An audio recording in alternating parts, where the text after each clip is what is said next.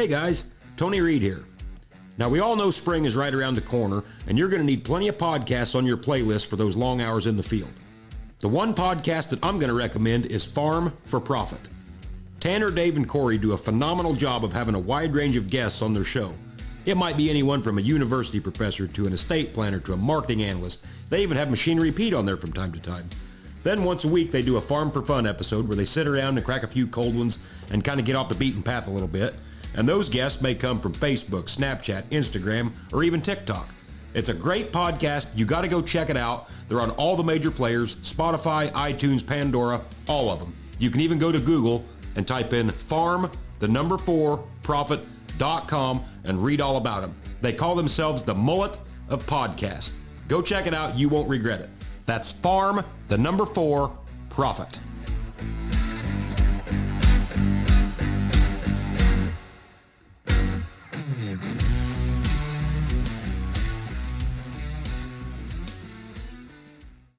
Hello, folks. Welcome back to the Straightforward Farming Podcast. I'm your host, Tony Reed, alongside Nick McCormick. And this week, we got a special guest, Mr. Nathan Cushman. He's a native to this area. You can follow him on TikTok at Bullets and Mullets. Is that right? I think so, yep. Okay. And you're, what, 23,000 followers? Yeah, I haven't posted much on there lately, but mid-20s somewhere. Yep. So he's a local guy here. I've known him probably 10 years-ish. Probably, yeah. He was a lot younger. Actually, his aunt was in Nick and I's class at school. Yeah. So yeah, we've, known each other 10 years. We didn't run around when we were younger just because of the age gap or whatever. But, yep, he's a local here. So, yeah, you can follow him. He's into a little bit of everything.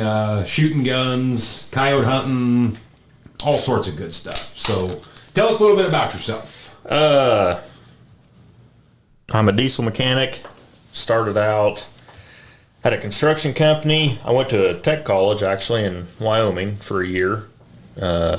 Graduated high school in 2008. So that fall, I went out to Wyotech. Spent 9 months, it's a 9-month deal.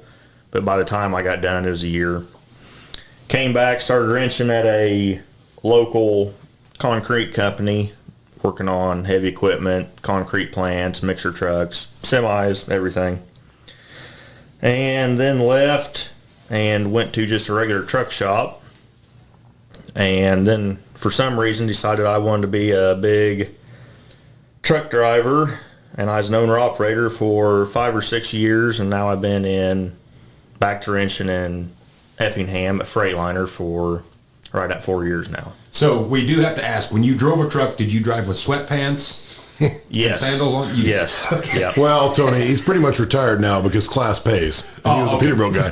So he's pretty much retired at this point. Yep, Now, I started out with a 1984 Freightliner cab over with no AC that I drug out of the weeds and tinkered on and put it on the road, and I don't know how I ever made a go of it. It was a giant piece of shit. It probably should have never been on the road, but I took flatbed loads down to Texas with no AC week in and week out with it, and it never left me stranded. I carried a lot of spare tools and a lot of spare parts with me, but that's one thing you don't see on the road at all as a cab over. I mean, not even a vintage. I mean, once in a while. When we were kids, I mean, there was tons They of were things. everywhere, yeah. Not too many anymore. Well, everybody was like, that's cool, that's cool. I'm like, yeah, it is cool about the first day. And then after that, because it was spring ride with an air ride cab, so it just beat the absolute fuck out of you. It was terrible. But that'll do it. Good vision, though. Your first one to the wreck, you could see it. Yep. Another valid point. Yeah. Now, you're also into long-range shooting? Yeah, PRS, Precision Rifle Series. I got into it June of last year, and it kind of has taken over my life. I don't know if that's a good thing or bad thing. And you go kind of all over the Midwest? Yeah. So you got a regional and then a national level, and I'm actually number 1 in the regional right now, which is, I'm in the Great Lakes region, so it's Wisconsin, Illinois, Indiana, Michigan. I don't think Kentucky's in it, but anyway. So Indiana, Illinois, and Canada, basically. Yes. For the most part. Yeah, a bunch of damn Canucks up there. Right. So what kind of distances are you shooting with? Or I guess, what kind of rifle, what caliber, all that, and what So distance? mine's an all custom and you can get in any level. They actually have a production class, and they have a TAC class where you have to shoot either a 223 or a 308. But mine's a 6BRA, which is a 6BR, which is a little bitty short guy, 6 millimeter, and it's a BRA, which is when they chamber the rifle, they chamber it with a 40-degree shoulder, and a BR has a 30 or 35-degree shoulder.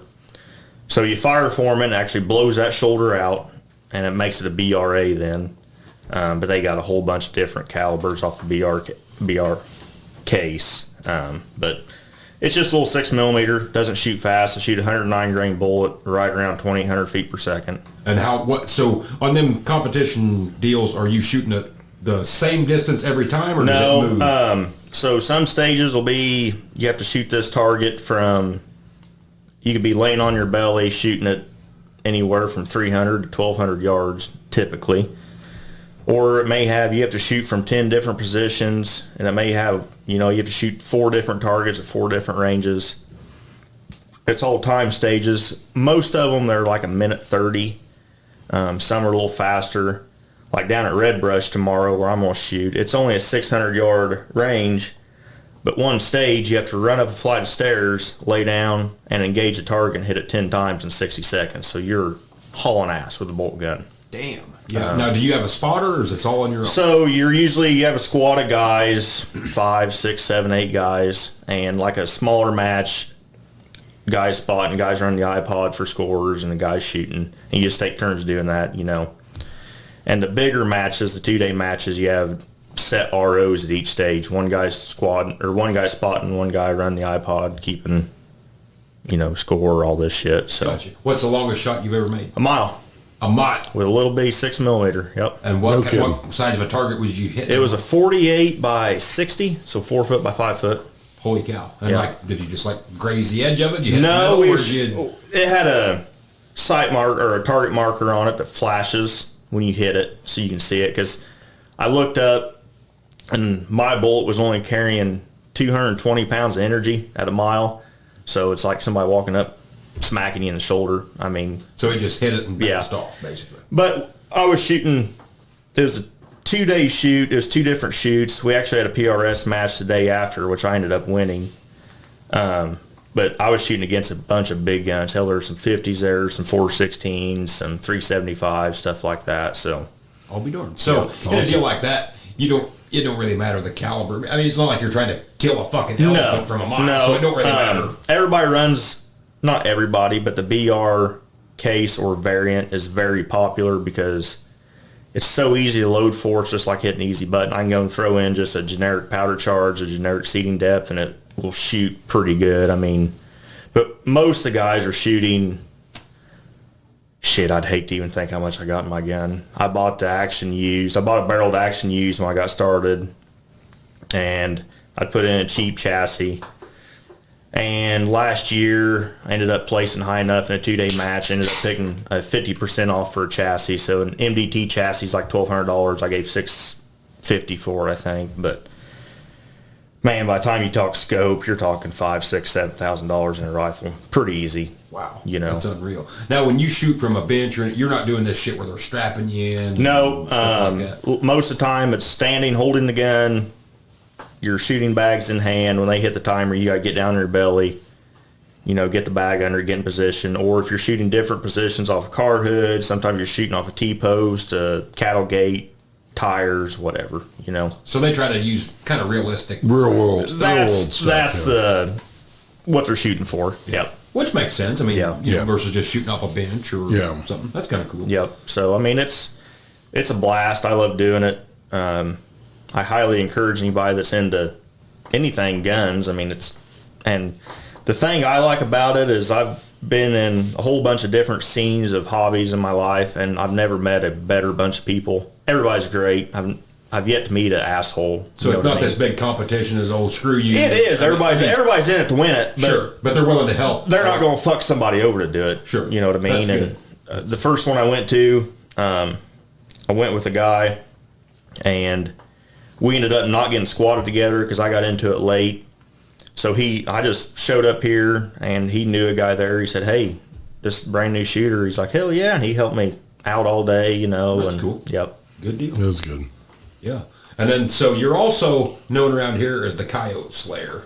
I mean, this guy. Yeah, I guess. I mean, big fish in a small pond, maybe. Of course, but this deal has cut into the coyote hunting a little bit. Yeah, I only hunted around here for fun a couple nights this winter. Mainly just hit the big competitions. In your prime, though, a year or two ago, whatever. I mean, how many coyotes were you guys demolishing in a winter? We still killed right around 200 this year. No kidding. Yeah. Wow. What's your best winter you've had? Probably this winter, but I didn't hunt.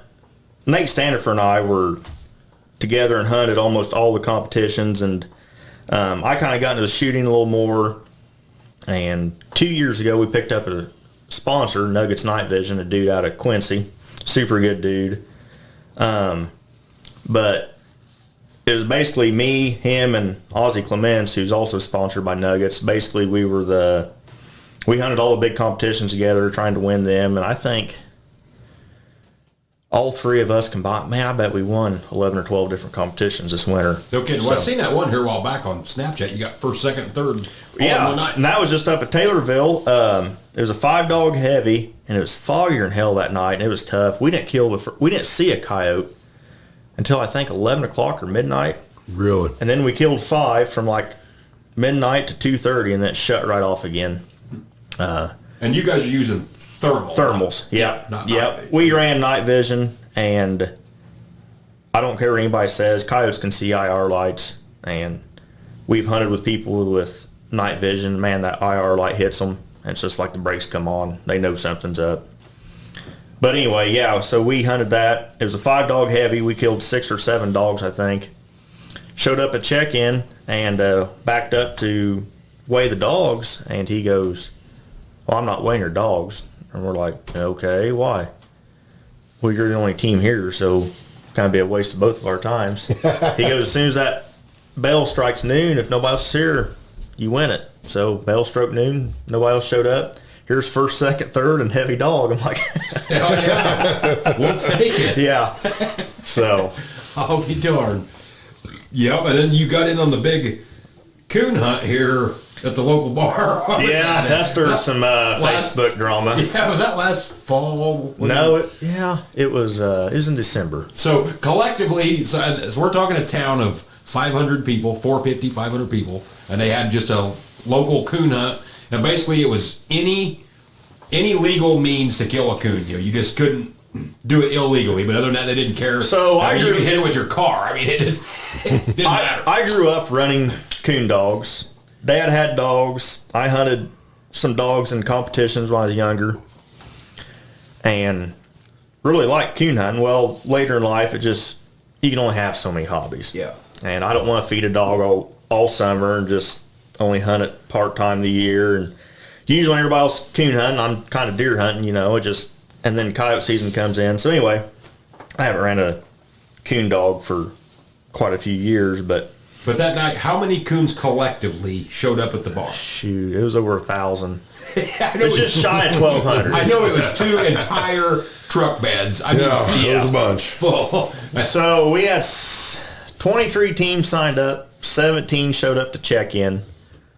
And, it was right under 1,000. It's like 997 coons turned in, which the teams that didn't show up to check in, if they would have came, they all killed 15 or 20. So we'd have been, up there 1,100 or so. But in one night, it pissed a lot of people off that run dogs. And I'm like, listen, Dad has told me about back in the day when distemper came through and we didn't hardly have a coon to hunt.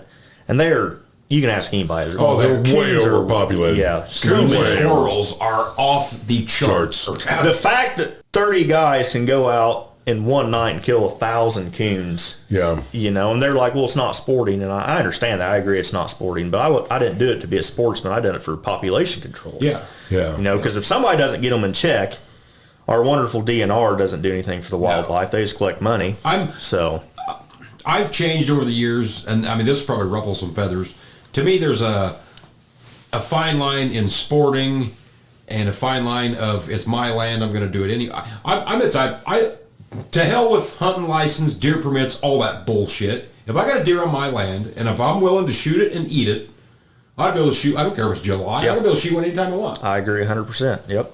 But you can't do that, because the state owned them deer until you hit it with your fucking car. Well, hell, that ain't our deer. You turn that, take that up to your insurance. Well, now how the hell does that work? It's a money deal. It is. It's bullshit. Yeah. But I mean, there's so many deer around here. I wouldn't even care if people shot them and let them lay. I really wouldn't. I mean, there's millions. Oh, they're just terrible. I mean, we all bitch about how we're losing our freedoms every day, but it started a long time ago. The fact you got to have a license to go to fish a farm pond is ridiculous. It is. It's dumb. It's a money deal. And I understand the hunting license and back in the early 1900s, shit was damn near wiped completely out because it was overhunting. So I understand it. But anymore, it's like, God, you got to have a permit to do anything. Yeah. It's nuts. When raccoons got on our back porch, Mama just chased them off with a broom. Yeah. So you're also a BTO in the farming world. I am. This is true.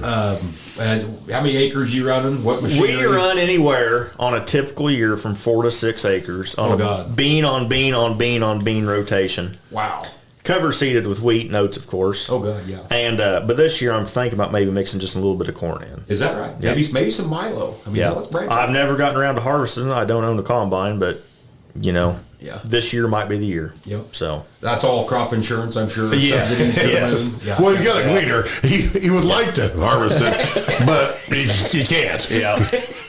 No, it's just food plots, but I always, every year, almost make a Facebook post about my piece of shit old tractor out there with the old 560. I used to have a 494A John Deere planter on 36 or 38 inch rows, and I was really getting her done then. But sweet. I stepped it up to a 3.6.5 foot drill this year. So it's, wow. Yes. You are shitting in tall cotton. We really got the population out now. Get her done.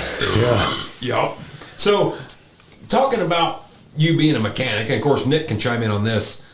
I'm not a mechanic at all by any means. I can build shit, put shit Then together. how can you run John Deere equipment? Well, I know, exactly. You know how deer guys are. You just call the dealer. That's true. It never breaks down, but the service truck parks in front of the shop. Okay, I'm with you.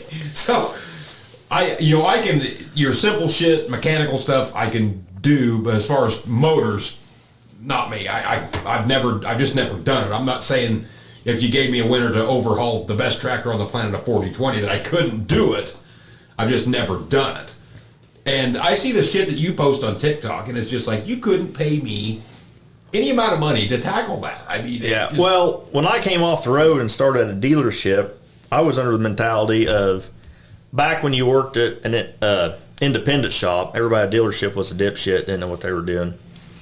So I really was like, man, I'm just going to come in here, do some warranty work, the small stuff, have a gravy job, really. Mm-hmm. And we do so much big engine work there. It's crazy. I never would have dreamed it, but I mean, I think we got 2 or 3 in the shop right now with spun bearings in them. That's either going to be, if they spin a rod, you can pull it out and put a crank in it, but if they spin a main, they're done. And, you're doing an engine swing then. It's the shit that I love to see is when you post a picture of a truck on there, you're like, yeah, customer complaints, no power. So you pop the hood, and the fuel filter was literally put on in 1976. Right, yeah. It's like, Yep. Hard to believe that still wouldn't be good. Yeah. Nick and I was in his shop Thursday or Friday, I can't remember, and we were talking about that, and we got a truck in there. It's a 2019, and it's a local company, and they do a lot of grain hauling, and the cab filter kept plugging up, so fuck it, we'll just take it out. We don't need that. So the heater core is completely full of corn chaff, I mean, just, my blower motor's not working. Well, no shit. It's working. It just has nowhere to push the air. Well, that's warranty, right? No. Who made the boneheaded decision to take the filter out? I'd imagine a truck driver, if I had to guess. Unreal. Well, then you showed a TikTok here, I know it's probably been a month ago now. The guy's cab looked like a fucking landfill. I mean, there was so much trash in the cab of that truck. Yeah. You couldn't even get in it. It's like, I couldn't believe it. It's like, and this guy lives in this thing. Yeah. So both of my grandpas were truck drivers back when, and you covered this the other day, back when it was a profession. Yeah. People took it seriously. And I ran nice trucks, and I wore boots and jeans and a decent shirt. I tried not to be a filthy slob. And some of these guys are just like, ugh. Some of them don't even know how to hook up to their damn trailer or unhook it. Yeah, I mean, it's just, it's scary for them to be going up and down the road. It really is. Yeah. I don't understand it. The industry has changed so much just from when I started 10 years ago to now. It's just a whole different breed of people, you know. What do you think in your shop brings, or I shouldn't say brings in the most money, but are you seeing more common engine failures, or is it just DEF and sensors and just shit that...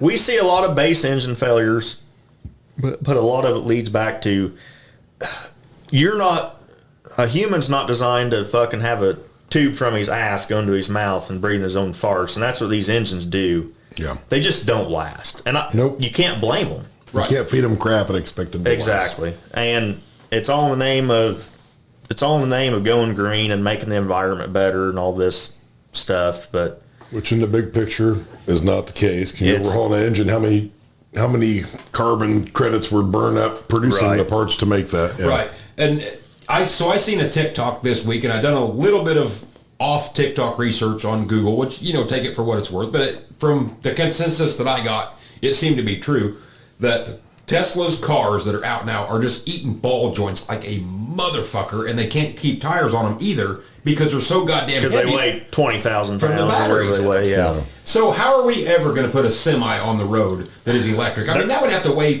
fucking 8 times more than a car does. They're testing it. So California says by 2040 they will have an electric. I don't know if it's going to be all electric. They got some sort of bullshit mandate. See, I'm the type that fuck you. We ain't taking nothing. Yeah. We're dropping shit in the border. We'll just shut her off. Have we thought about maybe just going up and down the San Andreas Fault, like hammer and chisel? Right. Chip that baby off. I would tell California, your shit will be sitting in Nevada on Nevada's side. You bring your electric shit over and pick it up. Yeah. Well, it's super weird too, because when I trucked, I had reefered for a little bit, and I had been out to California. Man, you see a bunch of nice older. I mean, I stopped out there I can't remember. As soon as you get across from Arizona there, maybe it was in Arizona, Little Sister's truck wash or something. Anyway, I had the truck polished while I was out there. There's an old dude out there with the 70s Kenworth with the KT Cummins in it, just sitting there hazing smoke.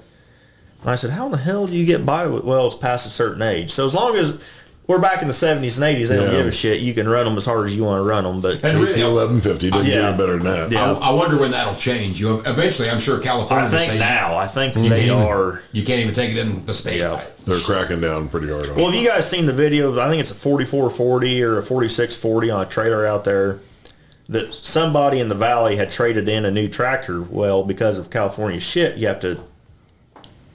can't put that old tractor into service. So it's like cash for clunkers. Perfectly good tractors. Yeah. They drain the oil out of it and sit there and run it on the trailer until it demolishes itself and then scrap it out. I'm like, Jesus. Now that really makes a lot of sense. That's let's take it to the landfill now. Yeah, I mean that is solid logic right there. It's like we talked earlier. Although I gotta tell you, I kind of like to do that to a 4440. That'd be a pretty good day for me. Now, I know how diehard red you are. This son of a bitch ran for like 20 minutes without oil in it. It started knocking and hammering and white smoking. You never probably doing that before. Yeah. You would have never heard that in the sound guard cab. No. You went outside. Yeah, that guy didn't even know it. He was just sitting there and listening to the radio. In its defense, living his life in California, probably hadn't had 48 gallons of ether go through it like every other John Deere that we grew up around. Did anybody shake the wheel to start it, though? Right. That's the critical factor. Yeah, there's a reason John Deere ether has the best ether. That's because they need it. But, I mean, what are these semis going to have to weigh just in batteries? Well, back to the original point of this. So by 2038, Freightliner has said, which Freightliner is now Daimler, which is they're 100% powered by Detroit, but they are going to have a full zero emissions truck. So they haven't said electric or hydrogen. I know Cummins is working on a hydrogen variant, and we have some compressed natural gas that come through every once in a while, but you don't see them that much. I mean, I'm sure the fueling for over the road is... My question for them is, how are they going to produce this electricity with zero emissions? Are they only using electric made from unicorn farts? We're not worried about the emissions to make the electricity. As long as it makes us feel good when we're driving on the road, that's all that matters.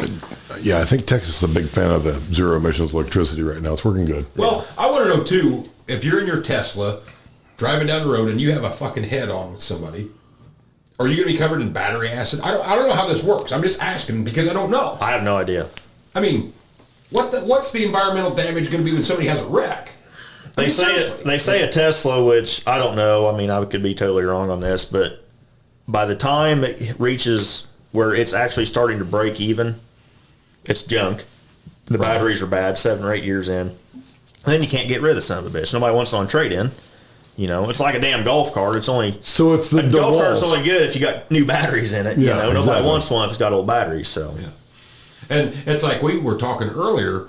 So now, essentially, somebody else is paying for your fuel in the electric vehicle. If I pull into the gas station now in my gas-powered vehicle, I have to pay to put gas in it. well, I'm sure this new stimulus package helped. Oh, I'm sure. Yeah. But like the local plug-ins around here, do you have to pay to use the plug-in, or do you just? I don't know.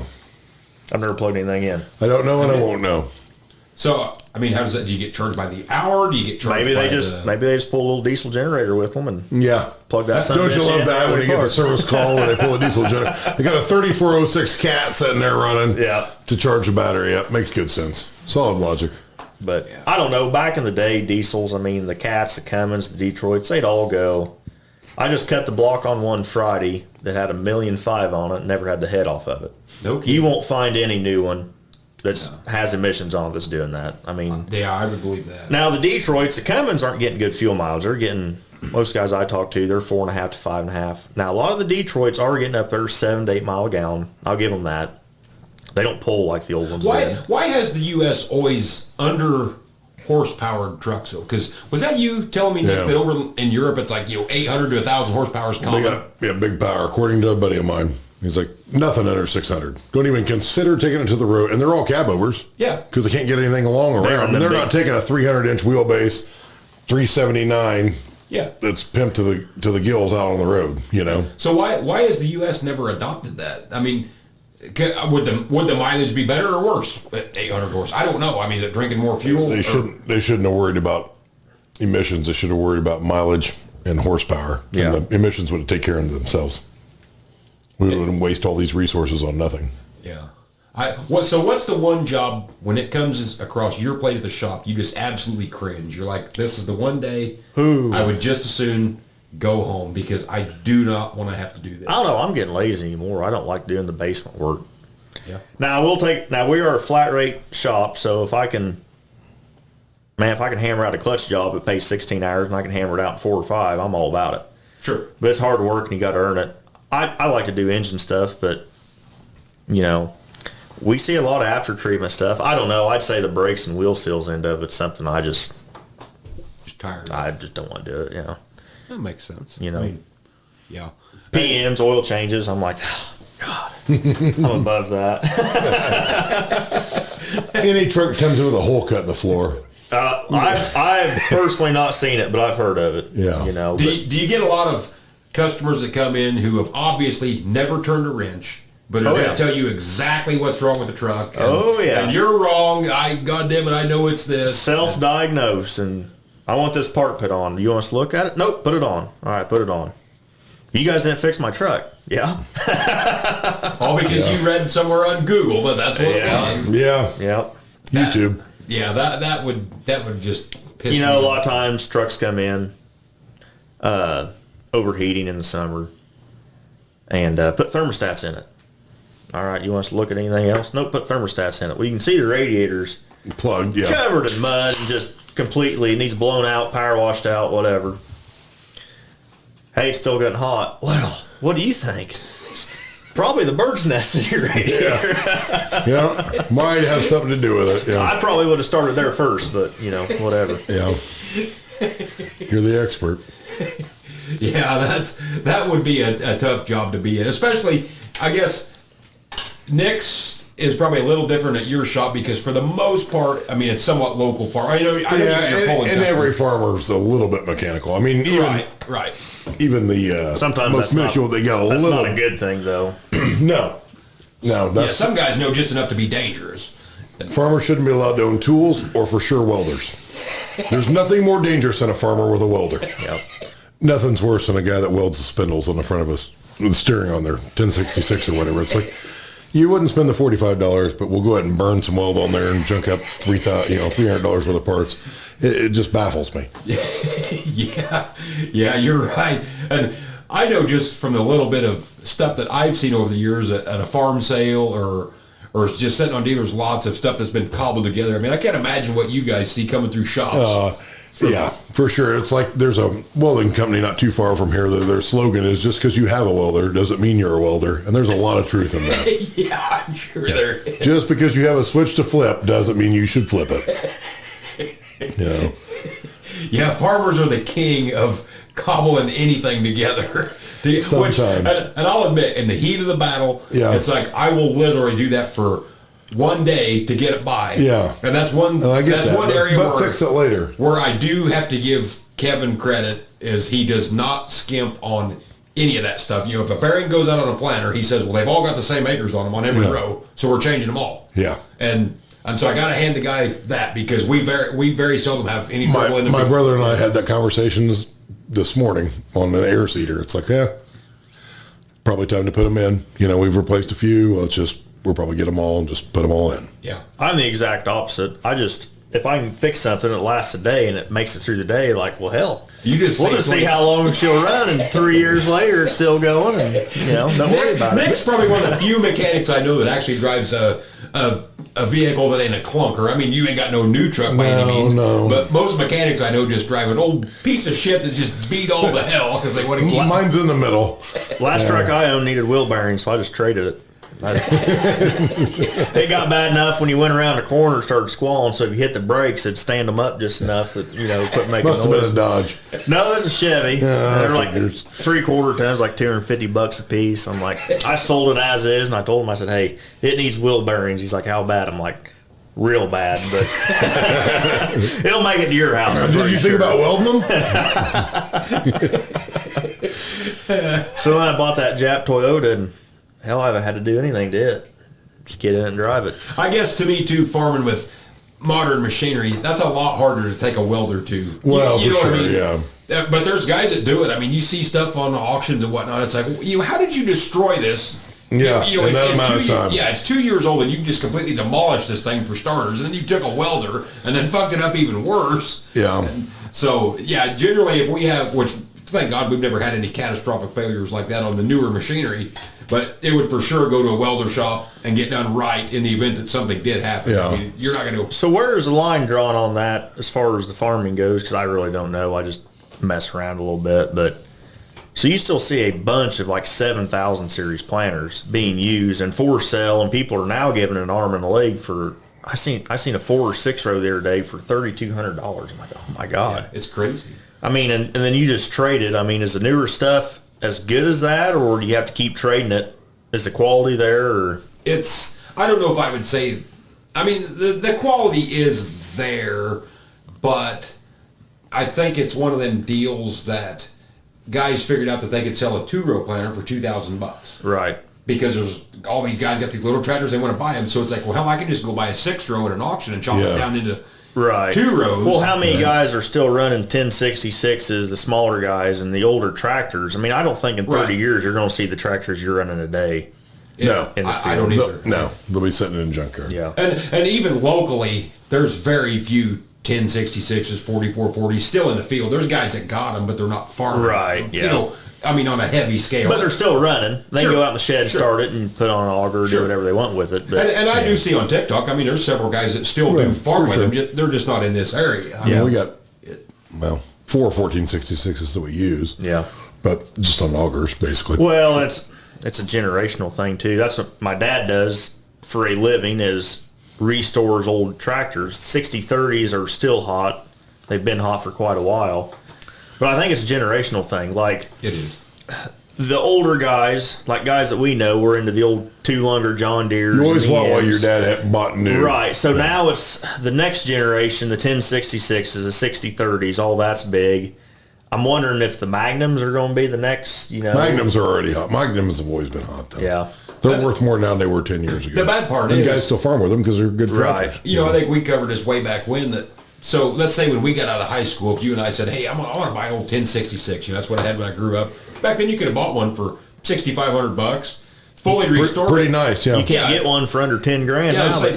you would have had 10 grand in it after you restored it when we were out of high school. What cracks me up about the 60-30 craze is, though, nobody's dad bought one of those new. Nobody's dad farmed with one. Yep. Because they only made a few of them, and they weren't worth a shit to farm with. Right. You couldn't find a more useless piece of crap. It was just big horsepower. They weren't even that. Yeah. They're a giant tractor with 140 horse. A good 1066 will eat them up every day of the week. But they were twice the size, burnt twice the fuel. Like a buddy of mine told me that bought one new to farm with. If you want somebody to yell in your ear and throw dirt in your face, you don't have to buy a 60-30. They serve no purpose. Yep. But now they're super popular. They bring big money. One just sold for big money today or yesterday. Oh, when Dad redoes one, he redoes a lot for a guy that we know. Yep. $35,000, $40,000 at Meekum auctions, no big deal. I would not give a quart of piss for a 60. And I don't know what they were worth new. I mean, was that $20,000? Well, I guess your option was a 40-20 that you can't take to the field because they won't pull anything, or a 60-30 that burns a shitload of fuel and is nose heavy and still can't take to the field. But if you buy hard green, you got to have it, though. I mean, now you do, but nobody bought one of those new. Yeah. You know how shitty a 60-30 is? They were replaced by a 48-40, and even a diehard John Deere guy will tell you that a 48-40 sucks. Well, the big tractor around here, it seems like it's a 1066. 10s and 14. I mean, because they're handy. Really? They're a good tractor you can do something with, but they're not overly big where you can't. I mean, how many within 5 miles here do we know that are still running? Oh, there's a bunch. Yeah. Do you know anybody in the local area that has worked over 1,000 acres with a 50-10, 50-20, or 60-30? No. There's a bunch of them around here, but none of them ever got used for anything. They bought them later on in life. They never bought them when they were new. Yeah. I don't ever around here as a kid remember a 60-30 going through the field. No. Ever. I don't. Yep. I really don't. They were big out west, and they were big down south, like all the peanut farms, cotton farms, which is, if you get a tractor from the south, man, they've had the absolute shit beat out of them. Yeah, they're junk. But those tractors are as long as from here to my house. The 3-point arm's the size of my pinky, but they're just big bagged 60-30. On a good day, they'll make like 155 horse, Tony. Woo! So will a good 806 with an M&W turbo. You know, you're not really impressing me any. Well, that was like the one. It was what. I don't know if it's serial number one, but they found that one here a few years ago, and I think the local guy here's got it. It was the an NA 60-30. Yeah. And everybody just jerked off over it. Like, that's an even bigger piece of shit than the turbo. No doubt. Well, I know a little bit about these.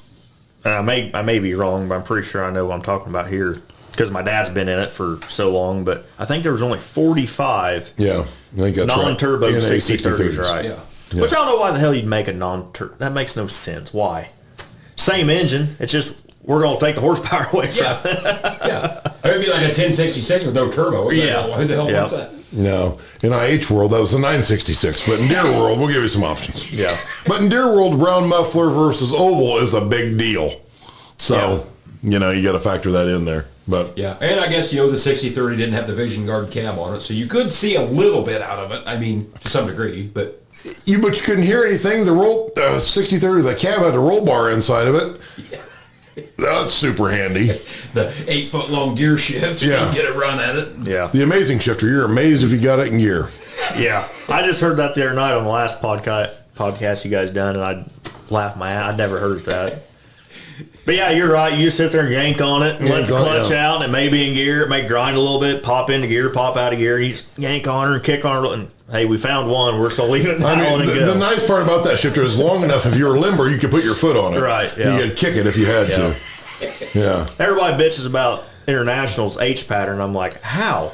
Yeah. You don't even know what gear you're in. You might go forward, you might go backwards. You don't know. At least with an IH tractor, you could take an 8-year-old kid out and say, hey, I need you to move this tractor. And he could jump on it and be like, okay, HLR, okay, so obviously either put it in H or L and I can at least get it to go forward. You put them on a 40, 20, 60, 30, whatever. Yeah. They have no clue. They don't throw it forward. Well, once you get past that, they start lettering them. How does letters denote speed? High, low. High's faster than low. A, B, C. I'm assuming C's faster than A, but I don't really know. Mm-hmm. It makes no sense. Yeah. Yeah, I don't know. I guess that's what you get when you pay these engineers big money. Yeah, I suppose.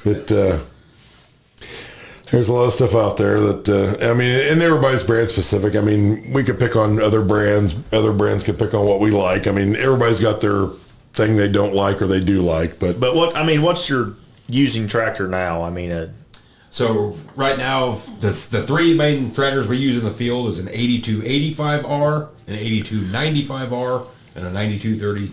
Okay. All pre-def. I guess my point is, Henry's probably not going to go to Meekum auction in 50 years and try to buy. I mean, there's not going to be the iron left over. But here's my thing about John Deere people, Nathan. They can't even do their numbering, okay? So an 8400 is an 8400, but it's 82, whatever you just said. Yeah, 8295. It's an 8295, not an 8,295. It's an 8295. But they started that with you got a 3020, Yep. a 4020, all that. But if a 4,000, that should be a 40-aught or a 4000. But nope, we switched it up. They can't pick a system. Make up your mind. Which is it? And it's I shouldn't even go down this road because we'll get all kinds of flack on this deal. But so Deere, they've overlapped numbers now. If you walk into Deere tomorrow and you say I said the same thing, and you say I want a fuel filter for a 9400, was that 9400 combine or 9400 tractor? Yeah. So it's like, now who's the genius who come up with that deal? Right. Yeah, I answered the same thing. At least 40 years ago, you said I need a fuel filter for a 4020. Yep. Diesel or gas. That's all they need to know. Now, is it tractor? Is it a combine? Is it? You Deere guys crack me up, though, because a 4020 is just the pinnacle, which doesn't say much for what they've had since then. But we had a 3020 in the shop the other day, 3010, whatever it was. Doesn't matter. They're all junk. I still say they bitch about global warming. I know what's causing global warming. If there's such a thing as man-made global warming, it's the fucking floorboards on a 4020. If you want to melt ice, get you a water gun, set it on a 4020, and go work for 2 hours, and the fucking ice is melted, and your water's hot as fuck. Well, what cracks me up is like, the hydraulic pump's leaking. Okay, well, that's because the 9,000 pistons are bad, and it takes like 45 hours to rebuild that. It's a whole big pile of shit. Buy a new pump, whatever. Okay. Thank God this was a narrow front, so we didn't have to pull the front axle out to put a hydraulic pump in it. And then you got to put couplers in it and a fan belt on it, because God, if you got that off, you got to replace all that shit, because otherwise you're down for 2 days getting that shit and putting it on. It's like, so you got $2,000 wrapped up in this stupid hydraulic pump deal. It's like, hydraulic pump went out of my 1066. Yeah, I get that done before lunch. It's 10:30. Yeah, we can knock that out real quick. Takes like, $400 and no time at all. Yeah, no big deal. Or if you got a Heston, you don't have to drain the oil. It's $295. You just bolt a new one on. It takes like 15 minutes. But heaven forbid we use this fancy European design. These things are no good. They don't have a sound guard cab, even though their cab's way better. Yeah. So those foreign tractors are way too expensive to work on. But meanwhile, it costs you $2,000 versus $295. Not sure where I'm seeing the gap here, but I enjoyed the podcast with your Heston talk 3 or 4 episodes back too. But I guess I didn't realize Heston was not a nationwide thing. No, because you guys were a dealer. And I know several people that's had them, dairy farms and stuff. They were popular around here thanks to you guys. But right. I had more comments on that I had no clue Heston made a tractor. They knew they had hay equipment, whatever else.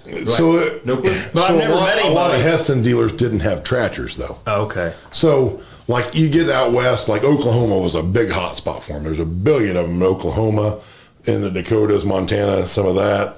Now, were they made in Heston, Kansas? So they were made in Italy, but so Fiat owned Heston. There was Heston, Kansas. Okay. At the time, and they put the Heston name on them to sell them in the States, but not every Heston dealer necessarily sold tractors. Gotcha. So it was a very because the 1580 tractor that you got that says Fiat on it. It says Heston on it. It's got a small Fiat logo on it, but it says Heston on it. Okay. Great big print. Okay, I could have been At the end, they just said Fiat. Well, the people I know that own Hestons still use them and they love them. Yeah. Yeah. What's parts? Can you get it? You can get most everything from Can them. you? It's not a big deal. I always just thought Heston was kind of like the Massey or the AC. Not everybody had them, but they were out there. I just guess I didn't realize that Heston wasn't a nation. I thought everybody had Heston. It depends if you had a dealer or not. Right, yeah. Well, you guys were our dealer, so I mean, that's why we seen them. Yeah. My biggest regret in the farming world is that I didn't buy a new 8066 front wheel assist loader tractor back when they were new and keep one around, because they were low profile, super handy, did a great job. You couldn't tear them up. I wish I had one. Yep.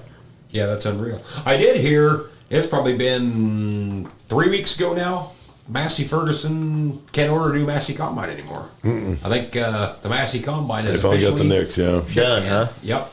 Gone. Get you a Fendt or a Gleaner. So they're bought out?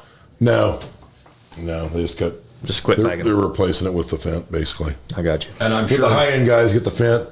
The dipshits that still want a Gleaner get a Gleaner. So is Fent all 15 of them. European company then? No, they're owned by AGCO. I mean, they might have started roots in I've seen Europe. Fent in Europe for a long time. Yeah, I'm We've sure never- they're a European company of some fashion, but AGCO's owned them for quite some time, far as I know. Yeah. I hear a lot of good things about their tractors. Now, their combines, verdict's still out. I mean, I can tell you the 1000 Series Fent is one bad mofo. is that right? I ran one of those for better part of a day. That thing's awesome. Really? Yeah, I run a 1042 Challenger for, like I said, the better part of a day. Now, when you say Challenger, that's It's the yellow version. okay, but it's same tractor. Just, Same tractor. I don't know if they even still do the yellow thing. I think they were Okay, phasing that, because at one time you could buy a Fent in, if you're buying it from an AGCO dealer, you could buy it in black cherry, green, a couple other colors, I Tan, think. whatever. If you bought it from a Challenger dealer, Okay. you got it in cat yellow. Okay, I got you. Even though cat has nothing to do with it. That was the one you told me you wanted to learn how to run it of a night, right? Yes, I think it'd be easier to learn at night, because to their credit, the controls light up in different colors, right? So like your air conditioning control is blue, your heater control is red, all your controls are color coded, and those are standard cabs. So like everything, and I didn't realize this at the time because I'm not in Road Gators and all that stuff anymore. I mean, we have a Road Gator, but it's old. So all that stuff is standard cab package now. So if you can run a Fent 1042, you can run a Road Gator in theory, because the controls are the same. If you're buying a new today. Which makes sense. Which makes sense. Perfect sense, yes. But all that stuff lights up color coordinated. So there's like a million buttons in this thing, but you don't know what any of them do, because they're all stupid universal symbols instead of saying what they mean. But at night, I ran it at night a little bit. That thing was awesome. Like, But you told me, like, you just plug the hydraulic hoses in. It's like, well, that wasn't yeah, remote. so if they're backwards, you just go in the display, flip them, Really? and you don't have to get out and unplug the hoses. You're good. You can just flip them in the cab. If you want number one remote to be over here today, you just change it in display. It's over here. It's this switch instead of that switch. Very, very well laid out once you got onto it. Have other companies, like a new 8 RX Deer, have they done stuff like that now? I don't know. couldn't tell you. I don't know. All I can tell you is, I was inline ripping with it. So, that pulls pretty hard, especially in the dirt I was in. And I think I had this, and I probably messed this up. I had the peak speed set a little too high. Probably, I think it would have tried harder had I set it lower. But that engine runs like no RPMs, like 1300 is all it'll run.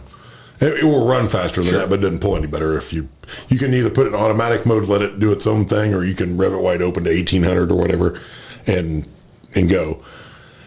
But if I would have set the speed down a little bit, I'd probably been better off. But you hit a loose spot, man, it was off to the races. You hit a hard spot, if it had to slow down to half a mile an hour, because CVT, if it had to slow down to half a mile an hour to get through that spot, it would slow down. Which goes back to my earlier point, is draft control is freaking useless. I just need more power and traction. Yeah. And that thing manipulated that. It didn't give two shits about draft control. It didn't raise my implement. It would just back off the speed until it got through that.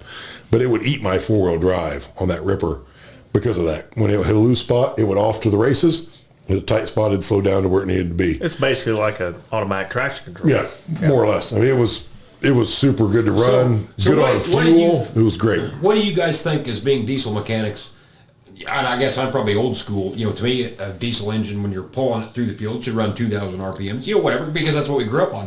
Do you think that's better to run 1,300 RPMs, or do you get a little better performance running it at 2,000? The new DDs are running their peak performance is at 1,300. Really? Yeah. And they have a DT12. It's their own automatic transmission, which is about like driving a car. It's smooth. I mean, a lot of the older stuff, you're winding up 17, 18, 1900 before you're shifting gears, or you're below the turbo and you're dogging it in the next gear. These are running up 14, 1500, shifting the next one. And you're sitting there thinking, man, you piece of shit, but it's actually pulling and doing its job. It just doesn't, you don't feel the horsepower. And we're so ingrained to, you wind them up. I mean, Yep. that's how we were raised. I tried it both ways. You're better off to put it in automatic mode and just let it do its thing. But like I said, 13, 1400 is all it gets And to. I've never ran any kind of a CVT transmission. So is that thing more concerned about keeping a mile per hour, or is it more concerned about keeping this RPM? That I want it to run 1,300 so it will keep So in shifting automatic down? mode, you pick your speed, right? So you're wanting to run 8 mile an hour So you pick your top speed a little faster than that. Okay. Depends on what you're doing. Sure. You know, planting, obviously you're not going to pick that, but tillage, okay, I'll pick it a little faster than that if it can do it. And it goes. Really? But then if it gets to a hard spot, then it's going to just start shifting down. Is it going up? It doesn't really shift down. It just slows down to where it doesn't pull the engine below where it needs to be and pushes through. So is that going off a wheel slippage then? Or how does that? Just going off a load, I think. No kidding. So it does like draft control. No, it doesn't raise the implement. Oh, okay. It just slows up to where it can pull it. So you probably have it probably has a GPS in it that measures actual speed, and then wheel spin percentage off of that. And, The nice part about it is it runs like 35 or 36 mile an hour down the road at 1,300 RPMs. Really? No kidding. I passed another farmer in a tractor. A guy pulled out in front of me. Not in front of me. He's about a half mile in front of me. When I got up to him, I'm like, he's in a 4640.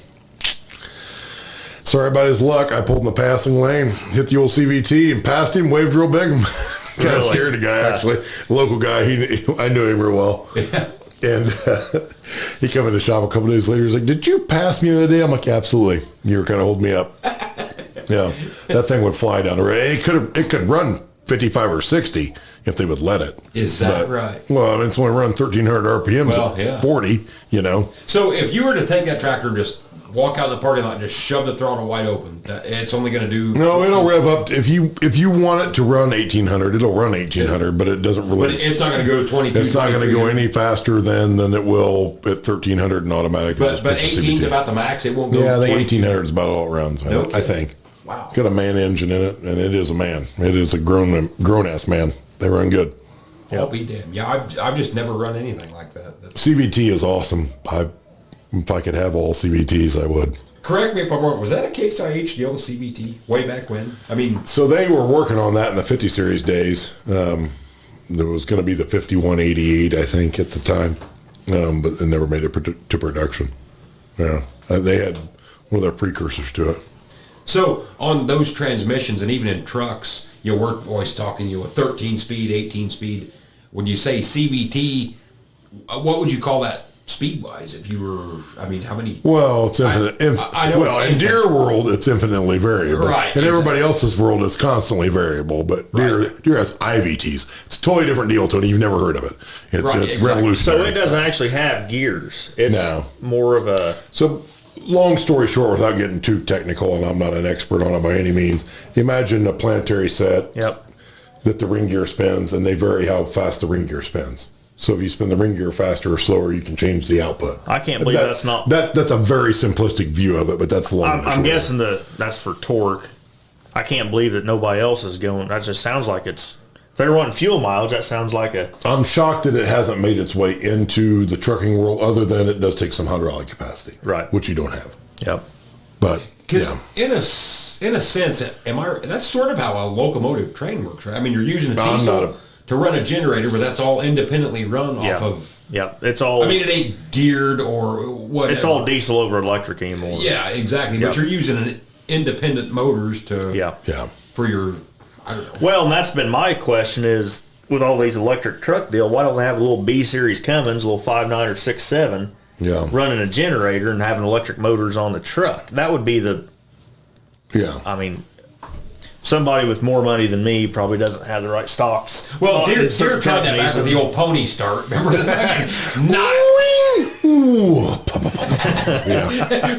million RPMs to get what the fucking A top out at. 7,000, 8,000, and fly her into about 800. Yeah.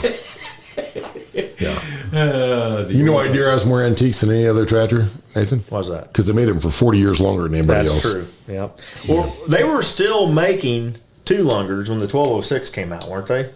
They made them clear into the late 50s, early 60s. Well, so right there, like a 730, 830, been the last two. Because everybody always gives IH guys a hard time. Well, once the 1086, it was an obvious choice. I'm like, the obvious choice was 30 years before that. Right. You could have an M or something that went, I just can't imagine farming with and go on. An 820 or 720 or something, one of the big two-lungers, and then there's your neighbor with a 1206, I do know if you want to tear a grain auger completely up, if you want to completely demolish fucking gearbox, put it on like an old A or B. No, you don't have to worry about it, because if it rains and it's muddy, they'll be stuck by the time you get done, because they shake themselves into the ground, and then there you are. Dad had a 60 when I was growing up, and he cut hay with it with a sickle mower. And anybody can tell you they run smooth at the flywheel all they want, but they don't. No. Because he put U-joints in that thing, I think, every second time he cut hay with it. Yeah. You know. I guess I had never thought about it, and I seen a video on them son of a bitches that the majority of the motor on a John Deere A sits underneath your feet. I mean, it's not like... No, it's out in front of you, but It is? they run They're parallel to the horizontal. ground. Yeah. Okay, gotcha. Let's review. Deere didn't design that either. They bought that from somebody.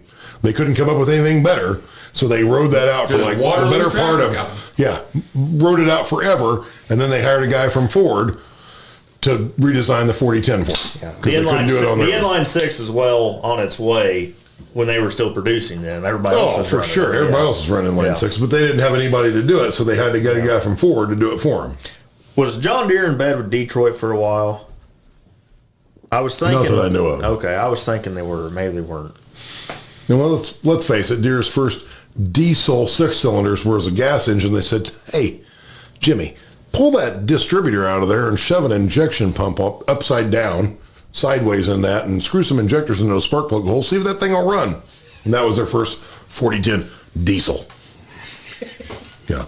You know why the injectors are so hard to get out of them? Because they're in spark plug holes. That's why they're hard to get around. And then they said, you know what? This is working pretty good, Jimmy. Can you make that can you supersize that? And lo and behold, the 6030 is born. Right. We'll take this gas motor on diesel a little bit bigger. That's why most John Deere guys are Chevrolet guys, because they're like, had a 5.7 diesel growing up, then got this badass 6.2. Yeah. This thing's almost got like 110 horse. That was the most gutless This piece motor of shit you could ever ever run. put Yeah. on this planet was a 6.2 Chevy diesel. Yeah. Yep. Oh my god. Unless you had a 5.7. Yeah. Which, granted, looking back now, a 6.9 Ford is gutless compared to today, but a 6.2 But they would eat a 6.2 a Chevy. 6.2 Yeah. was gutless from the fucking day it come off the lot. A 6.2 Chevy is a 350 on diesel.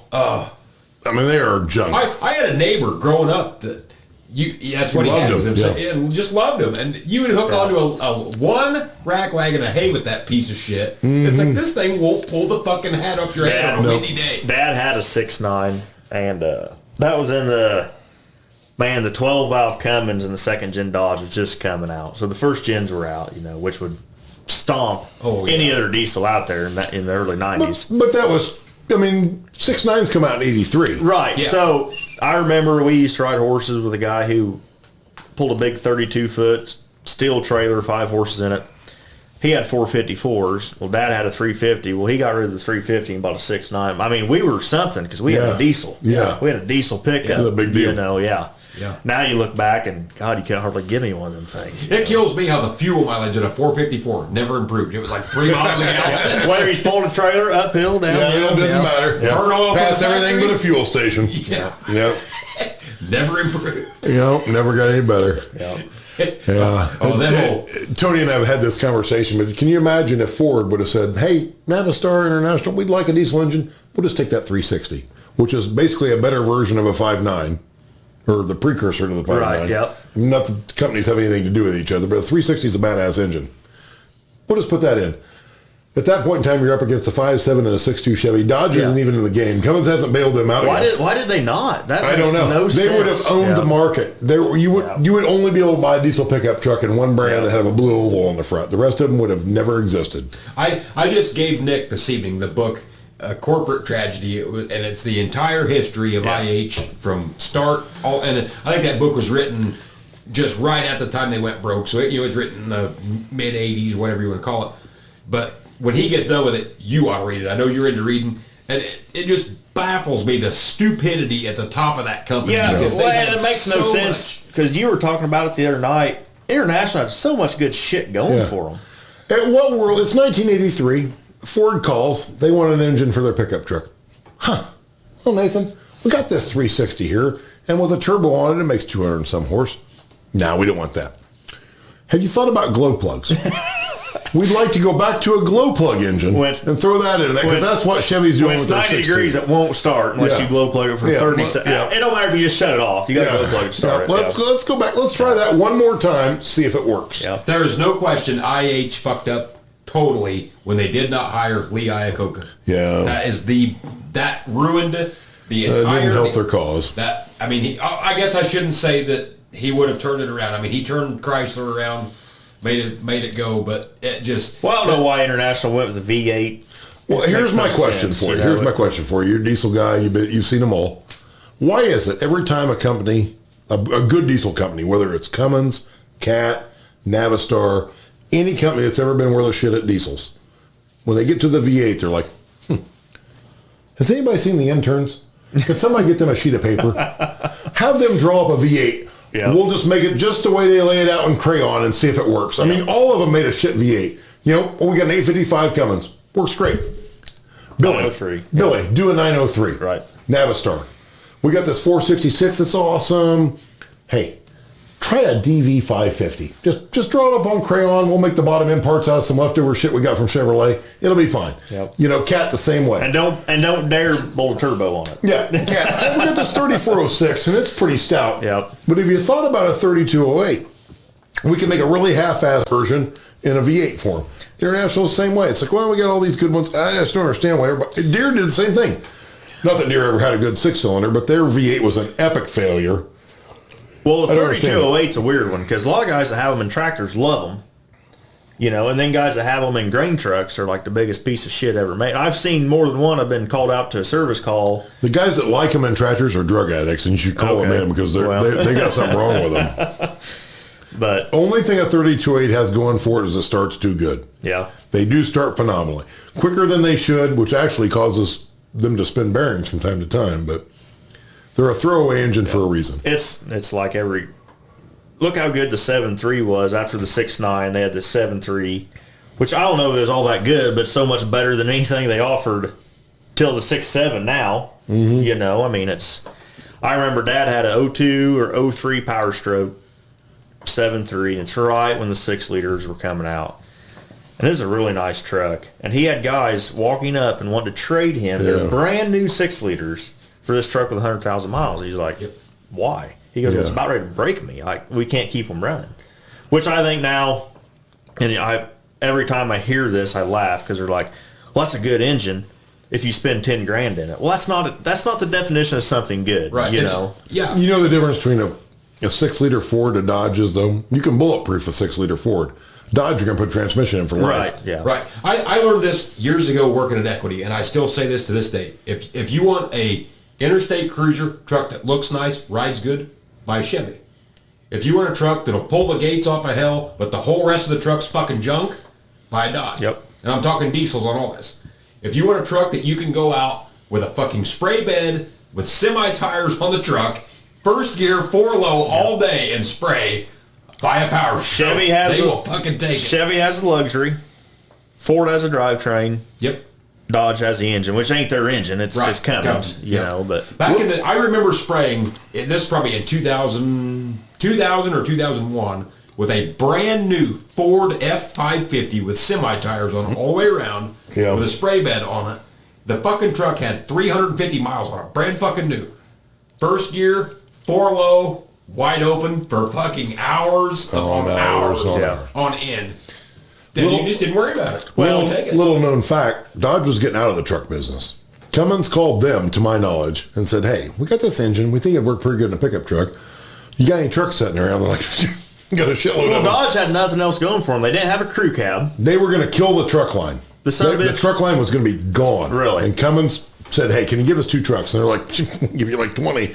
And then nobody's buying these pieces of shit. So they got them a couple of trucks. Cummins put it in there. And they're like, hey, we might be able to sell these pieces of shit. I didn't know that. I always thought Cummins saved Dodges because they had nothing going for them. No. They didn't have a crew cab. Cummins did save Dodge. Dodge had the ugliest truck in the fucking they hadn't changed the body style in 45 years, Just ugly as fuck, but they had the Cummins motor. It's like, well, fuck, I just want something I can tear the fuck out of, and you didn't care what it looked like. Their body's a piece of shit. Just terrible. Yeah. Doors fell off those, everything else. But Cummins actually did that project. That wasn't Dodge going to Cummins. That was Cummins going to Dodge. Yeah, I don't know. Yeah, If Ford or Chevy would have picked them up. See, it was going to be 6 months, and Dodge was shutting down the truck line. To my understanding. Really? I've always thought though a Chevy truck with a Cummins motor would be ideal for me. And a Ford drivetrain. Yeah. Not for me. Grown ass man can't fit in a Chevy. You ever notice how all these farmers around here always had Fords when they're working them, and when they get old and they can't get in a truck, then they buy a Chevy because it sets low to the ground? Because you got this big badass Chevy, right? This thing's badass. The frame sets 6 inches off the ground. It's stuck all the time. I can't fit in a Chevy. I hate. The only thing I can see in a Chevy is the headliner, and the seats are about half as wide as me. Yeah. Well, the Chevy IFS, I mean, I've owned a couple. Dad owned a couple. You put them in four-wheel drive, you have two-wheel drive because you have one back tire and one front tire spinning. Like, what the hell? I just soon have a good posi in the ass end. That's till it goes and one wheel goes playing out. Yeah. I hate Ford interior. I hate Dodge interior even worse. I've always liked Chevy interior. It's comfortable. Yeah. I like the way it's laid out. I like Chevys. I don't. They suck. Wouldn't take one as a gift. Government Motors, you can have your pieces of shit. I'll take Ford. But I bought the Toyota for the coyote hunting side of it, and man, when it comes to that kind of stuff, it absolutely, you lock it in four-wheel drive and all four tires are spinning. I mean, hunting with a good friend of mine, he has So you hunt with a truck or with a gun? Well, to get to places. But a friend of mine has a big F-350 with street tires. I mean, it's not made, but we were hunting one night, and I pulled off in a field lane and just kind of nosed down in a chisel plowed field. He goes, "What are you doing?" So I'm just parked the truck. "Oh my God, we're stuck." I said, "What?" He goes, "Yeah, we're never going to get out of this." I'm like, "Okay." So we go ahead and do our coyote stand and get back in the truck. I was put in reverse, back right out of it. I mean, the front wheels were probably 8 to 10 inches down the mud. Never even spun a tire, never even put it in four-wheel drive. He goes, "Holy shit." I'm like, "Yeah, I've never been anything that the old Toyota just can't." Yeah. I got 35s on it, I mean, but... And it's a light truck, weighs 5,000 pounds. But when it comes to doing what I like with it, it's been a good rig for me. I'm glad that works out for you. They bombed my ancestors. Piss on them. Wouldn't give you a nickel for them. How many tractors are running Bosch fuel systems, and the Germans were doing the same thing? Germans didn't bomb us, bud. Yeah, they didn't sink our The boats. Japs I guess, did. but- Toyota built engines for the Zero plane. They can go piss off, okay? But it's funny talking about the Toyota underdog that beats the Ford. I still can't get over the fact that the local poll, and it would have been 2019, right? Because 2 years ago, not last year. Yeah, because everything got canceled with COVID. Is when your 560 diesel beat a 7,000 AC at the local tractor. Yep. I will never forget that as long as I... So I got this old 560 diesel, the old 282 in it, and the tractor pull was that day, and they started a run what you brung class, which has turned into now more of a 1066 class, but that first year we all ran whatever in it. So that morning I ran it up to Nick's dad's. Allegedly. And we gave her everything she had through the pump. And well, somehow you ended up at my house and you wanted Henry, my boy, to pull. He was going to pull my little brother's 560. Okay, got it. Yep. And so we hooked to the sled, and tractor I just ran first gear, and the torque's out of it, so it was first gear, torque forward, just pinned her ears back. And I had, 560's got the 2-point on them, so I was sitting there playing, as soon as it started floating the front end, I'd play with it. And anyway, so another local guy had a 7th. He wasn't going to pull it. Right. And Doug, if you're listening, we love you to death, but we can't get over the fact of giving you shit about your 7,000. So I said, "Yeah, me and my little brother, we're going to pull both our 560s." And, well, shit, if you're going to pull them 560s, I'll just go and hook the 7,000 from the bat wing and pull against you. Yep, there ain't no way go get it. 560s. Go get it. So, we just talking shit all day. So about a class before, Doug disappears, and here he comes down the road on his 7,000, and I don't know how bad that 560 beat him, but it was bad. Oh, yeah. It was like a couple feet. I mean, it was like 30 or 40 feet, I think, yeah. Those grudge matches will get you. Dad and I did that 2 years ago on the 1468s. He was going to take his up there. He'd been, getting it stripped down so he could make the weight and so on and so forth. I wasn't planning on being there because I was supposed to be on vacation when we come home a day early. I got home. I'm like, I'll run mine up there. Grudge match against my dad. And he beat me. Yeah. It's the low point of my life. The old 560. Mine runs better than his. I know I have more power than he does, but he's got radials and I got bias. The old 560, I don't know if his tires or what, but at damn near, my dad pulled an 1130 Massey, which is quite a bit bigger tractor than a 560, and shit, he only beat me by a few feet, so it must have, I don't know if it's just the tires were grabbing just perfect or IH quality. Yeah, no doubt. Yeah, the red god was looking down on us that day. But like with Nick's dad, I can't imagine growing up with a dad like yours that was always big into horsepower and things are never fast enough, powerful enough that guy couldn't have been above turning tractors up on the end of the field, make a round. And No, we've done that before. Yep, for sure. I'll never forget. We bought a 5288 off a guy who was retiring, whatever, and Dad dropped me off to drive it home. I had to go up this river bottom hill, and I had to shift down going up this hill. I get home. Dad's like, "Why are you so mad?" I'm like, "That egg sucking." I'm like, "I had to shift down going up that hill." He's like, "What do you mean?" I'm like, "If I had a 10 millimeter wrench, I'd turn that piece of shit up at the bottom of that hill." I'm like, "That thing is miserable. No way I'm taking that to the field." He's like, "I spoiled you boys with horsepower." Well, it's just true, because we didn't have anything in the stock. I don't know what you do with stock tractors, because you can't farm with them because they don't have enough power. But yeah, God bless my father. Thank you very much for always blessing me with horsepower. We've always had it. And well, everybody knows, anybody that had a tractor that ran good back in the day, it went to Ferd. Everybody, that's where everything went. You know? And you always knew about the local tractor pull 3 months in advance, but the day of the pull, everybody had to show up, get her turned up. Yeah. So at that local pull where we both pulled our V8s, I was in a turbo class. It was in a hot farm class. Everybody's like, "Why didn't you bring one of your 1466s?" Because we got several. I'm like, because if I come up here with a 1466, you guys are all going to accuse me of turning it up, cheating this, which is true. I'm going to crank it up, and I'm going to put some shit on it because I'm not there to lose. So I just brought the V8 just to exercise it a little bit. You won't hang with them. But nobody complained. Right. But otherwise, this is between you and your dad. If I'm coming up with a 1466, it's going to be to win. Well, in the tractor pulling world, which I owned a diesel pulling truck when I was younger, but I went to a couple meetings where all the truck classes were, and no matter what class you're in, the quote-unquote stock guys are the biggest bitchers ever. They do complain. You know, the gas truck guys were bitching that they wanted to run, I can't remember, some sort of ignition that had a rev limiter in it. So if they threw a U-joint, they wanted over rev, and their guys, well, if it's stock, it shouldn't over rev. Yeah. You know, but that's well, I'm cheating, and he beat me, so he's got to be cheating. He's got to be cheating more, that's why I pull him pro stock. We don't have any of those extra rules. Yeah.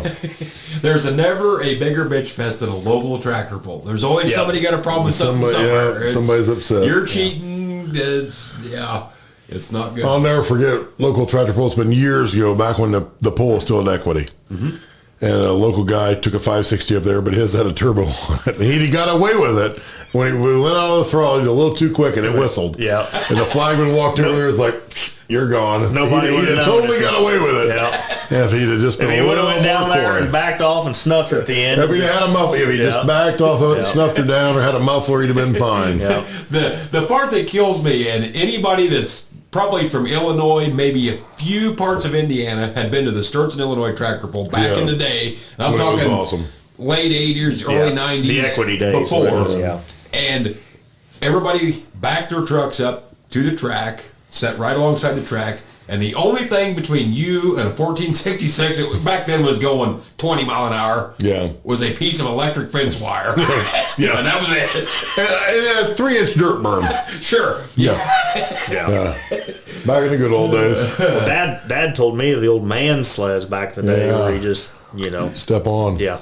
How nobody was killed or maimed, or I'm sure there was. Well, what you did on those deals is get your fat friends to stand partway down the track when the other guy run and wander off when you ran. Yeah. That was back when the guys took the exhaust pipes off of their tractors. You know what I mean? Took the muffler off, and just coming straight out the hood. I mean, anything you can do to get a little edge. I mean, no doubt. Tractor, you touched on this, but the tractor pulling is just not as fun as it used to be at the local level. We beat up the guys with the speed limit classes pretty hard that last podcast or the one before. And I still don't like to see them. But with that being said, I don't mind seeing a slow tractor as long as it's giving us all it's got from out the gate. Yep. I can live with that. But don't idle the son of a bitch down. Because to me, if we're going to do this speed limit deal, let's just save everybody some time, and let's just start the weight box on the sled all the way in the forward position, and you just start out from the whole. Well, they have those are dead weight pulls. Right, but they're not popular it around might here, only but be they have 100 feet, but at least you didn't waste my time for the first 2 minutes getting to the 300-foot mark. I pulled them tractors, and it's harder to pull them in speed limit classes like the 8 and 12 mile an hour. No, it's a driver's class for sure. Because you got to take off, and you got to be in a big enough gear where you can really run 14 or 15 mile an hour. Yeah, it's a driver's class. But you got to hold it back, but stay on top of the turbo. Spectator's class. And then when you get to where the pan hits you, you can't just nail it. You got to ease into it. And, You need a CVT. yeah. Yeah, that's like Nick said. It's definitely a driver's class, not a spectator. Not a spectator. But everything ought to be, you let her out of the hole and it stands the front end, you throw the torque, and she stands the front end again and gets down there, hogs them, and... Remember back in the Shumway when that first started, they had the open class? As long as it weighed 6,500 pounds, it didn't matter. Yeah. It could be a fucking D6 cat against a fucking pickup truck. They didn't care. To me, them were the good classes. Well, and anymore now in the the V8 classes, you couldn't take your V8 and pull it because you don't have wheelie bars. Yeah. Now, who in the hell needs wheelie bars? And I don't know what them V8s made, but not much over 100 horse, are It was they? 140. They're 145 Okay. from the factory, 180 on a good one. But you're not going to sit there and flip one of them over backwards on you because you didn't have wheelie bars. It's just, the rules are... It's just. I don't get it. There is nothing better than getting right to the flag, being last hook in the class, get right to the flag, look over and like, yep, that's the leader, grabbing the torque and cruising right on by though. Right. That's a pretty good day. Yep. Did that a few times back in the day. Yeah. I like watching the old V8s. I like them. Yeah. I think they're fun to watch, but I'm like you. I don't want to watch a 3 and 4 mile an hour class. Yeah. And they all pull. It's the same 10 guys pulling the same 10 tractors 3 different times. We go back, we throw 500 pounds on it and do it again. Yeah, for sure. I just think a tractor, when you take off from the sled, should be wide open from the time you let the clutch out to the time... It's a tractor pull. Exactly. Not a tractor... It's not a driving contest. Who can drive under 4 mile an hour the farthest. Yeah. To me, we should split this up. We're going to have the tractor pull this weekend, the driving contest next weekend. Yep. Yeah. But anyway, I think we've about come full circle again on this podcast. Yeah, we have. Seem to do this. We wander off a little bit from time to time. We started off shooting some coyotes, and now we're to speed limit tractor pulling. Yep. It's funny how it all comes around. I did want to ask you, though, Nick, how much after treatment or the newer electronic stuff are you guys starting to see? Because you guys are kind of the older mechanical shop, you know. I hear a lot of troubles with it. We don't deal with it a lot because that stuff's newer enough. It still goes back to the dealer. Like the Zetter line that we sell and whatnot, their stuff doesn't cause any trouble and is way less troublesome and way more user friendly. Right. So we don't see any issues in that regard for the most part. I don't hear of the tractors. I don't have to mess with it too much. I don't hear of the tractors having quite the after treatment issues. I don't know if it's because they're under full load and keep the heat in them. That helps. You don't have the idle time. So where you see guys having trouble is like, okay, John Doe gets a loader tractor, and he's retired, and he's just going to blade his drive in the winter. He's going to put around, and those guys have trouble. The guys that use them and full load, I've always wondered that too, as a guy who's not a mechanic. Is that almost where these CBT and IBT transmissions are a hindrance because you're not heating that motor up so bad because you're not putting a big workout? No, you're still putting it under load. I mean, it's going to max load itself when it needs to. Okay. Yeah, you're okay in that regard. It's your guys are just piddling with them. It's kind of like if you got an old 560 gas, right? Are you going to work it hard, or are you going to just piddle around with it? Because then we have to put 2 different spark plugs. Right. Like a 2-stroke 4-wheeler. Yeah, 2-stroke, 250R. Or you're going to idle it around, you need a BR8ES. If you're going to run it hard, you need a BR9ES NGK. And that's my limited knowledge on spark plugs. 250R, and I think 8 spark plugs like lunch. But it did with you, as hard as you run shit, it 8 spark plugs. My brother got by with his the old time, probably had the original spark plug in it. Mine, you were going to put them in it. I carried like 4 of them. I got a case of them in my garage. I haven't owned a 250R for 10 years. Really? I carried 4 or 5 in the toolbox. Mine 8 spark plugs left and right. That's why I hate spark plugs to this day. What a useless... How shitty does your fuel have to be to light it with another flame when diesel just lights itself? Yeah, you can press it hard enough and it explodes. No, I love that diesel 4-wheeler. Little 3BT Cummins in, just cruise along. Well, all your shit's new enough. It's tier 4, isn't it, Tony? That you farm with? We have nothing with the only thing we got with def is a combine. Okay. Everything else, I can take care of that. So it's still, We I can guess, eliminate that. I don't know what the tiers are, but I guess tier 3, he's just EGR then. He doesn't have. So you probably have a DPF filter, but maybe you don't have depth yet. Deere does it the hard way. So you're getting over my head. So I'll tell you this: our 9230, that's a 2011 model.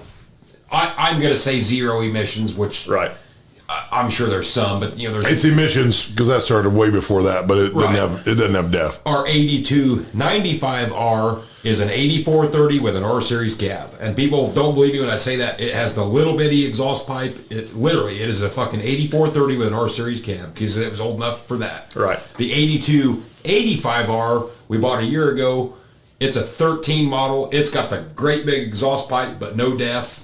None of the bullshit like that. So Deere went a different route than everybody else. They weren't going to do def because def was bad. Right. And then they realized they couldn't get it done with EGR and DPF filters, so they dualed them up where everybody else was just def.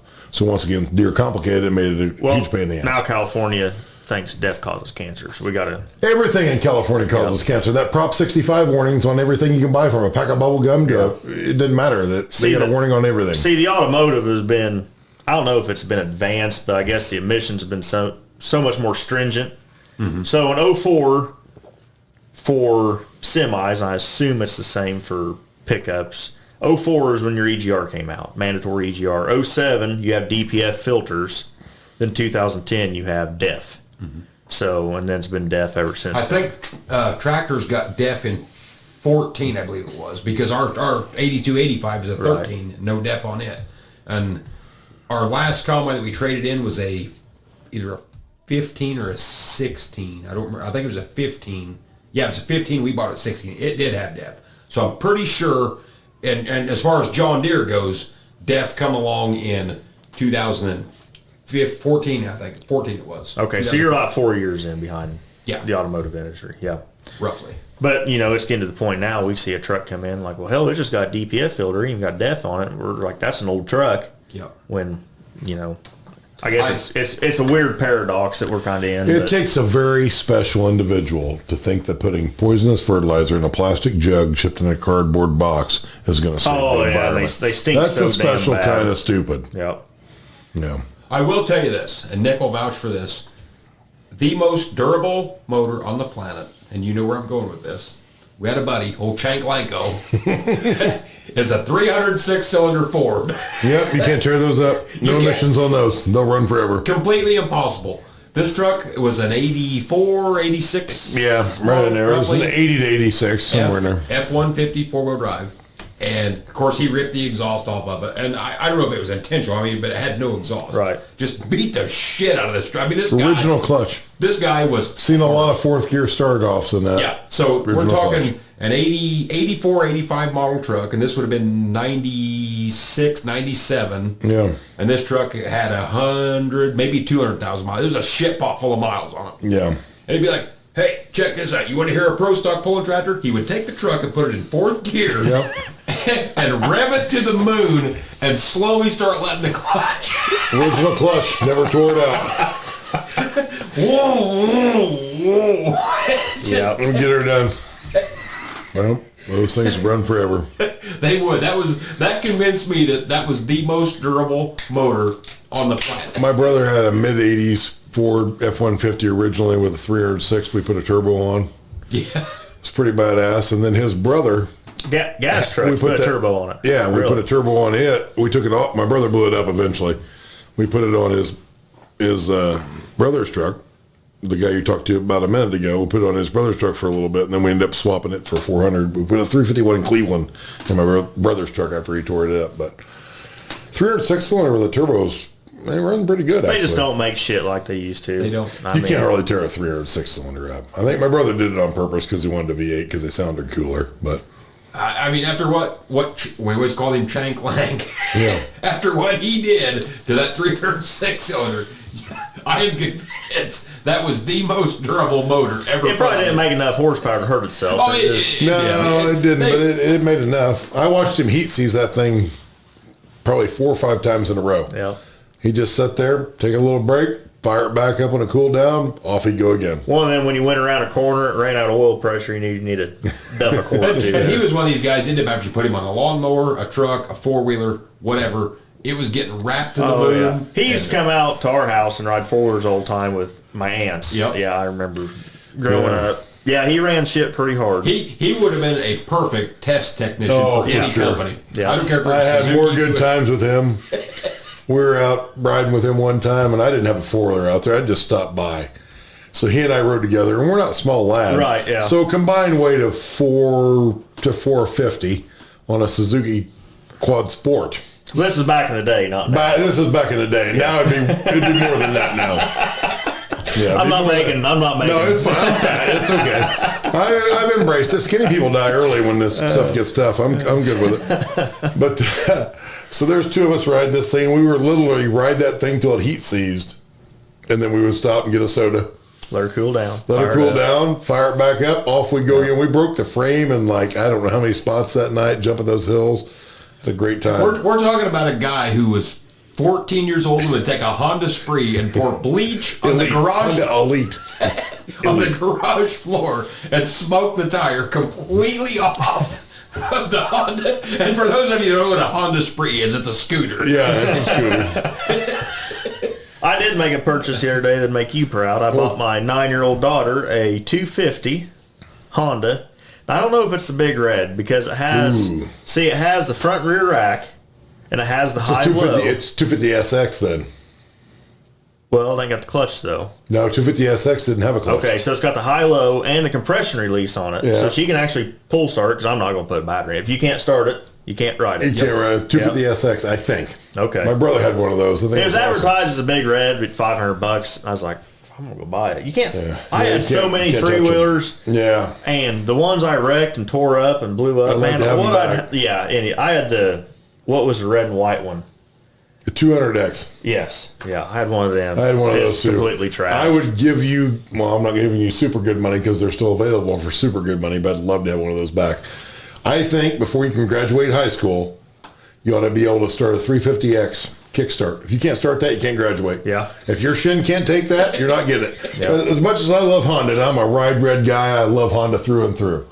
And I like the forward kick until your foot slips off. And then you have riding boots on. What you need is a shin made out of half-inch steel because it's going to whack it. Yeah. Suzuki kick to the side, as dumb as I thought that was at the time, you can't hit your shin with one that kicks to the side. Well, my son has a 50cc four-wheeler, and this winter, the first snow, I was going to get it out. Well, he'd left the key on, so I was going to kickstart it.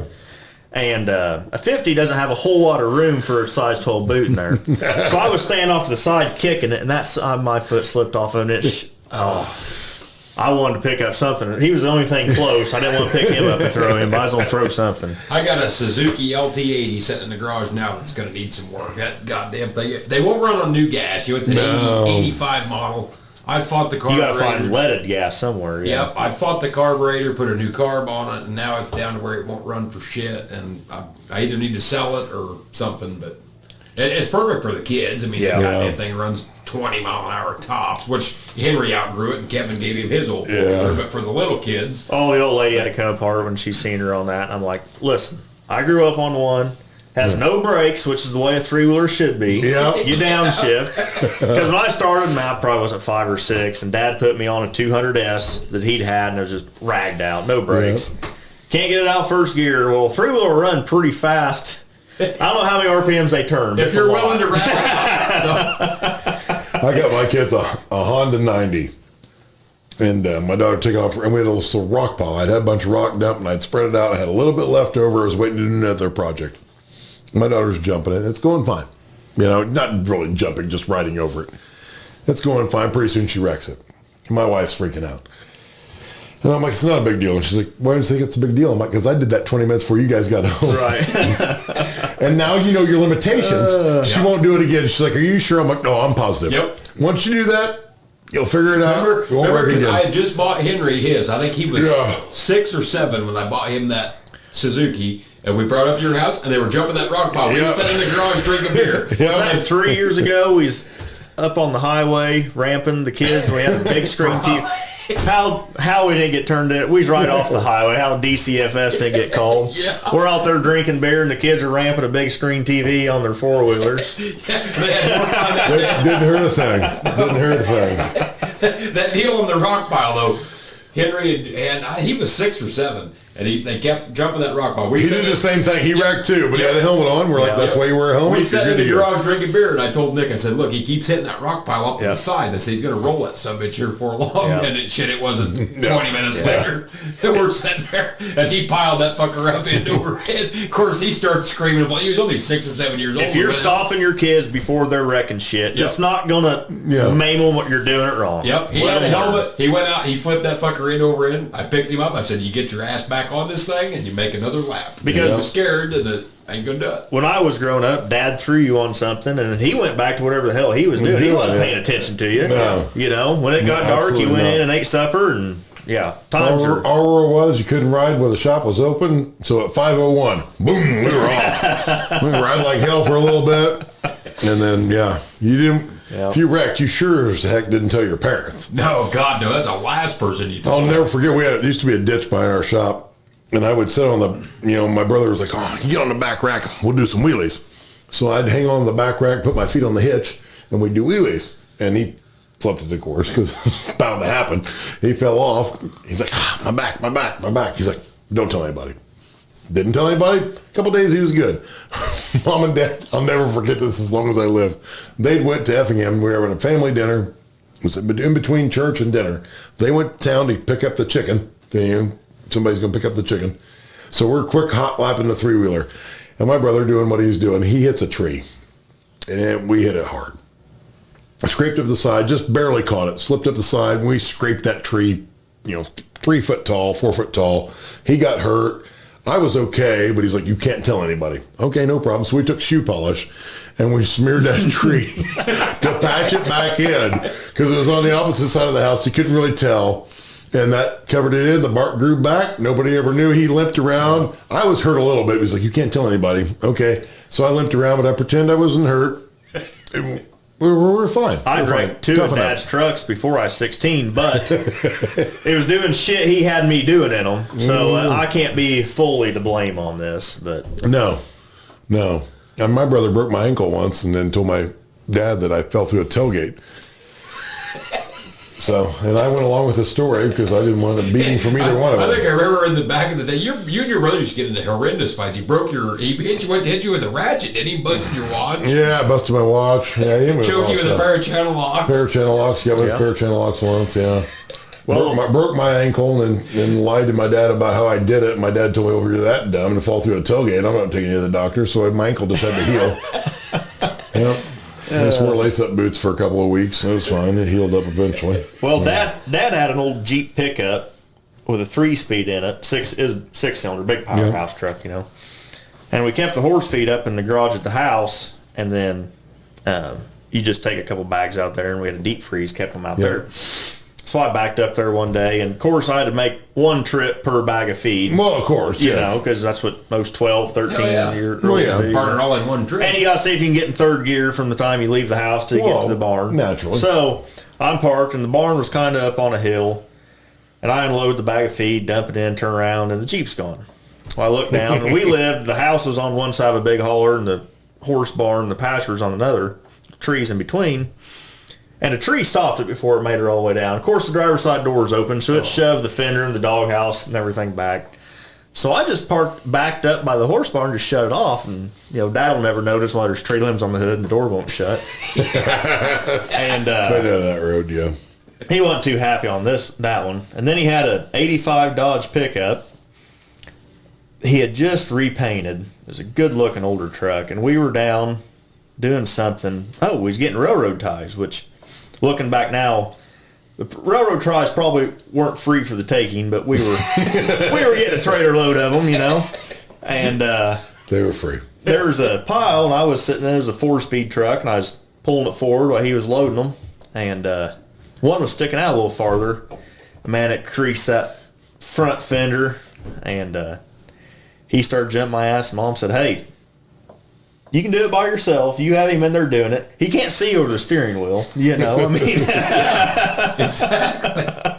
When it come to doing dumb shit, my dad always told me, if you want to do that dumb shit, you don't have to do it. Just ask me. I've already done it. I can tell you about it, and I'll save you the trouble of getting in trouble. And I'm like, and there's a lot of truth in that. There's a lot of truth in that. Well, I don't know if your guys' dads were the same way mine was, but there was no teaching you how to do anything. No, you were just... Well, you should know. You rode on the fender of the tractor long enough. You should know. You should know how to do it. Yeah, so... Did your dad ever purposely try to throw you off the fender? I don't think so. My dad would turn purposely fast at an intersection to see if you were hanging on tight. Turns out I always was. But I can't fathom. I mean, we started, my brother's kids and my kids started riding in tractors. We got like all cab, newer tractors where you seatbelt them in. I'm like, in my day, yeah, you hang on tight. Well, I mean, they tell you to do something. Go get on the tractor. Go get the truck. Go move it. You don't dare say, I don't know how, because then you're not going to get it. Yeah. So, and then you get beat. No problem. Yeah. So then whatever it is comes back all fucked up and what. Yeah. You know. That's where kids are different nowadays, because my kids, they just flat tell you, well, I don't know how to do it. Yeah. And they wouldn't. Yeah. And, they're not willing to try to figure it out. Yeah. To me, it's like, fuck, I'm going to get to drive the truck. I don't care what it takes. I'll figure it out. Well, they were working us for child labor, but it was like a treat to us. Of, hell, I get to drive now. So, I'll work do it. my balls. I'll never forget the first time Dad's like, hey, drive this truck from here to this farm to that farm. Absolutely. Yep. I'll get there eventually. Yep. Yeah, it's different. Yep. And you were in every gear that thing had. Oh, how fast you was going. Yep. Yeah. Yeah, if he only knew the abuse that the truck took to get from field to field, probably. Yep. It wasn't nothing he didn't do. He knew it was going to happen. His grandpa told him one time, you know, before you started driving a little bit, the tires lasted a lot longer on this truck. Back tires always wear out quicker than the front ones. Well, darn right they do. Yeah. Which, looking back now, it's cool because your dad has a 69 Dodge Charger that he bought new when he was... Yeah. Your dad does? Yeah. Well, I didn't know that. Oh, 69 Charger. And it's a green color. It's like, I don't know what the mint green. Is it a 440 car or is 383, 350 really? horse. Wow. Yeah. And it's got, last I knew, like, what, 69,000 original? 68, 69,000. Does he drive it? Does he? I've never seen it. We haven't had it out in years. Yeah. Last time I seen it. My kids and I actually just talked about this today. We're going to get it out this summer. We haven't. I've been promising that for like 3 years, 4 years, 5 years, 10 years. It was out at your brother's wedding, I know. Yeah. And that was fun. We put it in a bubble and we haven't had it out since, but I'm going to get it out this summer. All original, I guess. It's really. And he bought it brand new, right? Bought it brand new. I'll be darned. Unbelievable. At least he's one of those guys that still has that car. Most guys are like, man, I had this back in the day. And it's actually, and it's in good shape. It's Richard Petty's fault because he wanted a blue one. Yep. He didn't like the 70s. 69s were about done. 70s were out. But the grill on a 70 kind of sucks. And he wanted a 69. We couldn't find him one in blue, so he ended up with this shitty green, which the green's kind of cool now. Right. But it wasn't Back what he then, wanted. yeah. He wanted a 440 or a 426 Hemi. Yeah. But the 383 is 350 horse. I mean, it runs good. But, yeah. So, the back windows roll down. You don't find that in a car today. No, The back, so it's just your little V windows, but the back windows roll down. It's a two-door. I mean, It's two-door, but the back windows roll down. Yeah. I'll be darned. The power steering, you can take your pinky and just spin it around and around. Now, the brakes, it takes a couple of miles to slow down. All about the go. We Not about the low. Yeah. Drum brakes all the way around, not where you want to be, but it feels so fast, and the loud pipes and glass packs, ain't nothing better. I mean, awesome. I didn't know he had one. I ain't seen it for years since we used to run around out at your Yeah. farm there, but yeah, I mean, it ain't like it's all beat to hell, or I mean, it's in nice cherry. shape. It's in nice shape. Very nice shape, but The only green thing my dad has ever had. They call that a Survivor, I think. Yeah. Now. it's a little bit different green than Bud Light Lime can. But pretty close. Yeah, Pretty yeah. close to Bud Light Lime can. Yep, sure enough. Yeah, them old muscle cars, you hear so many people say, I had one, what I'd give to have it back, and... He was smart enough to keep his, but... Yeah. I remember I've heard it run. I've never seen it drove or rode in it, but I remember back in the day, we'd be younger and your dad come out the sheds or whatever, he'd start it up and rod it a little bit. He'd never move it, but he'd start it up and rod it or whatever. But Yep, pretty slick. Drove my brother to his wedding reception in it. And got her clicked up there pretty good. He's like, hey, you want to back her down a little bit? Yeah. All right. So do you have a Scout or a Bronco? I got Scout. Are you gonna fix that up one of these? I know you're talking about selling Fix it up. It's ready to roll, bud. What do you want to do? Oh, hell, but I'll when eat that were Toyota. 20, 21 years old, we used to. I drove the crap out of that Oh, yeah, thing. we drove right on. That's the new thing. Is That the Scout top has off. never let me down. Yep. I've never been stranded in that thing. How long has it been since it's been out of the shed? I mean, it's been. I got it out last year. Did he? I actually, once again, told my kids today when I'm like, we'll get that thing out, we'll take the top off. You've been telling us that for 5 years because the top's never been off. But this year it's coming off. That's a new thing. The Jeeps are kind of almost, everybody's getting, buddy of mine at work took a 96 Suburban and cut the top. I saw it in town today. Tan. Yeah. Yeah. Good looking. And when he's told me, I was like, there's no way you're ever going to make that just not look completely hideous. He built a full roll cage. It looks really good. He did a good job on it. Yeah. Yeah. But that's a new thing because everybody's got, you can only fit 4 people in a Jeep. Well, he's got 4 kids. Yeah. So when they want to go on a Jeep run, he has to have a Yep. 3-row vehicle, so. Yeah, that Scout's awesome. We used to drive the fuck out of that We thing. were in that thing forever. Yeah. Yeah. Did you have one for parts, or was that your brother? There's a red and white one sitting in the shed too, wasn't there? We had several at one Okay. time. We're going to do big things, and then mine's the only one that survived. But The old Scouts are cool. They they're are cool. V8s. They invented the SUV. Now, what did they have in them? You could get 304s or 345s. Okay. You can swap a 392 in it pretty easy. Not 304 is different than the Jeep 304, I guess. Yeah, ain't no piece of shit. Yeah, it's a 304 V8. It's good. Okay. Yeah. Grain truck V8. That Scout always had a cool sound to it. It does sound It was good. just a different. Side pipes. It's ready to roll. You want to go? Yeah. I'd go in a heartbeat. Well, and it's weird because, we're always used to hearing a Ford or a Chevy, Dodge, but this is a totally different sound. than- Yeah. Really? Got like a thump to it, or Yeah, it's just a grain truck V8. I mean, Right, yeah. They're good to go. Yeah, it was Yeah, neat. never left. I'll never forget. I was out.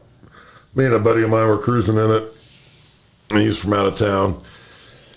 And when I bought it, it'd been sitting in the barn for years. So the fuel tank was all rusty or whatever. So if you got on it hard, you might have to change the inline fuel filter. right? Maybe. Pretty consistently. So my hammered on it coming off a corner and kind of plugged the fuel filter, pulled off on the side road. He hopped out to take a leak.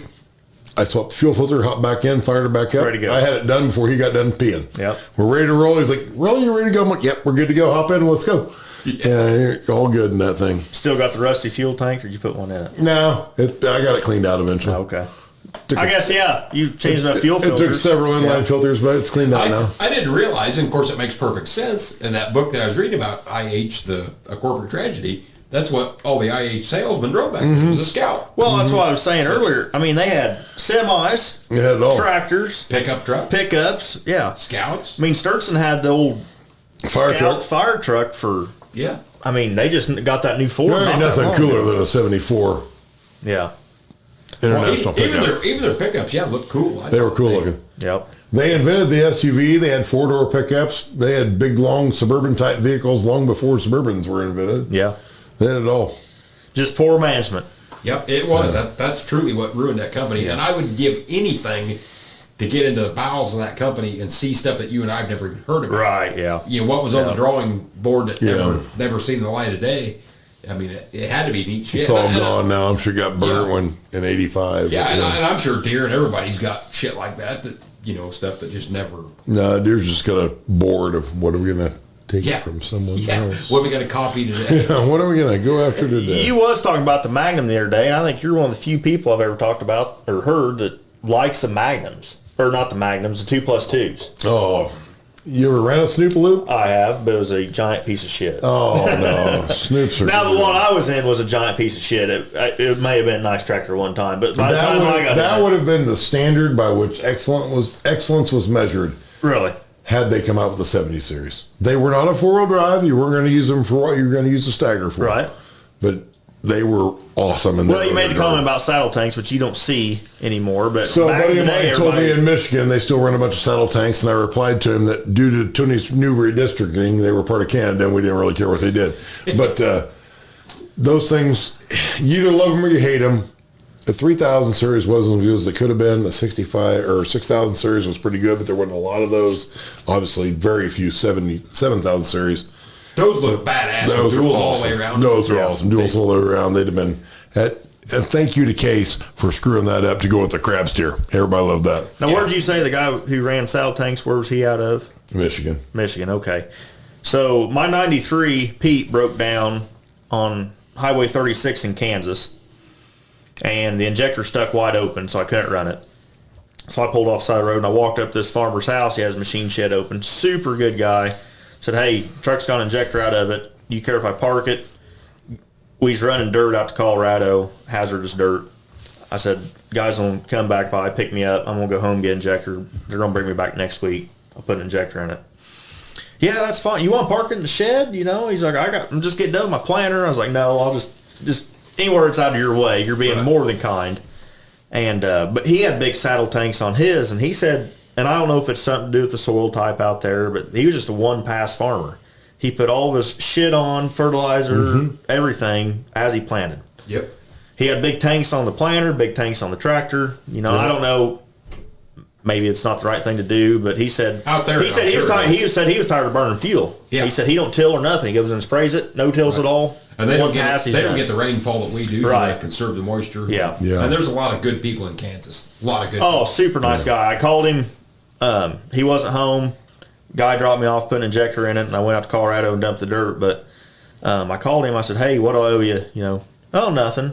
I said, well, this is more than generous, you know. Right. He goes, well, hell, you should have just pulled it. I don't know why you're doing that out in the driveway. You should have just pulled it in the shed. I'm like, I'm not about to just take your shed space up with my truck, you know, but yeah. Yeah, anywhere else, that'd cost you a couple $1,000. You had to have it towed, have it set somewhere. Well, that was a perk of knowing how to work on shit when I trucked. I saved a lot of money, you know, by doing shit like that. I mean, it would have been a lot more convenient to drop it off at a shop, and they probably would have had it done the next day, but it cost me a couple $1,000 where it just cost me the price of an injector, but there's a lot of good people in this world. Very good. Yeah, I love Kansas. Everybody's like, did Kansas is you flat. have your Class Pay shirt on when you did that, or no? No. Okay. Just respect. I love did you Kansas. get any respect for it? I know you Peterborough guys are big on class and respect, so I just wanted to make sure you were getting both. Hey. That's kind of a dig at another buddy or two of ours. Yeah, not necessarily. Well, it was Nate at one time, not so much now. Hey, I liked my Peterbilt. I had the big stacks, the big drop, everything you despise in a semi, I had. You know why they put Peterbilt in that emblem, don't you, in that oval? Because rough riding, overpriced piece of shit won't fit. Good trucks. But I was the dude that sat on the floor, and I always had to keep the hood nice and shiny because you couldn't see anything in front of you, so you just had to look at the stoplights in the hood. Did you have the tall shifter? Well, you had to. Oh yeah. But hey, being cool ain't cheap, Tony. No, it ain't nothing sweeter. He has always told me that cool shit ain't cheap and cheap shit ain't cool. Yeah, that's true. Ain't nothing sweeter than a long. One thing about them trucks, everybody can hate on them, but they hold their value. But you pay more for them to begin with, so does it matter? Well, that's true. Not like a John Deere. I do think they look cool.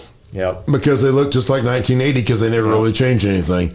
Rivets aren't really that cool. There's other ways to attach them, and it's all right. And you got to be realistic. You can't walk into a truck stop all fucking decked out with my vest, my Cat Power hat on, and a shirt that says Volvo. That's true. That's true. That don't look right. I mean... From the same guy who just told us how badass this Toyota was, though, which is kind of the same thing. You're right.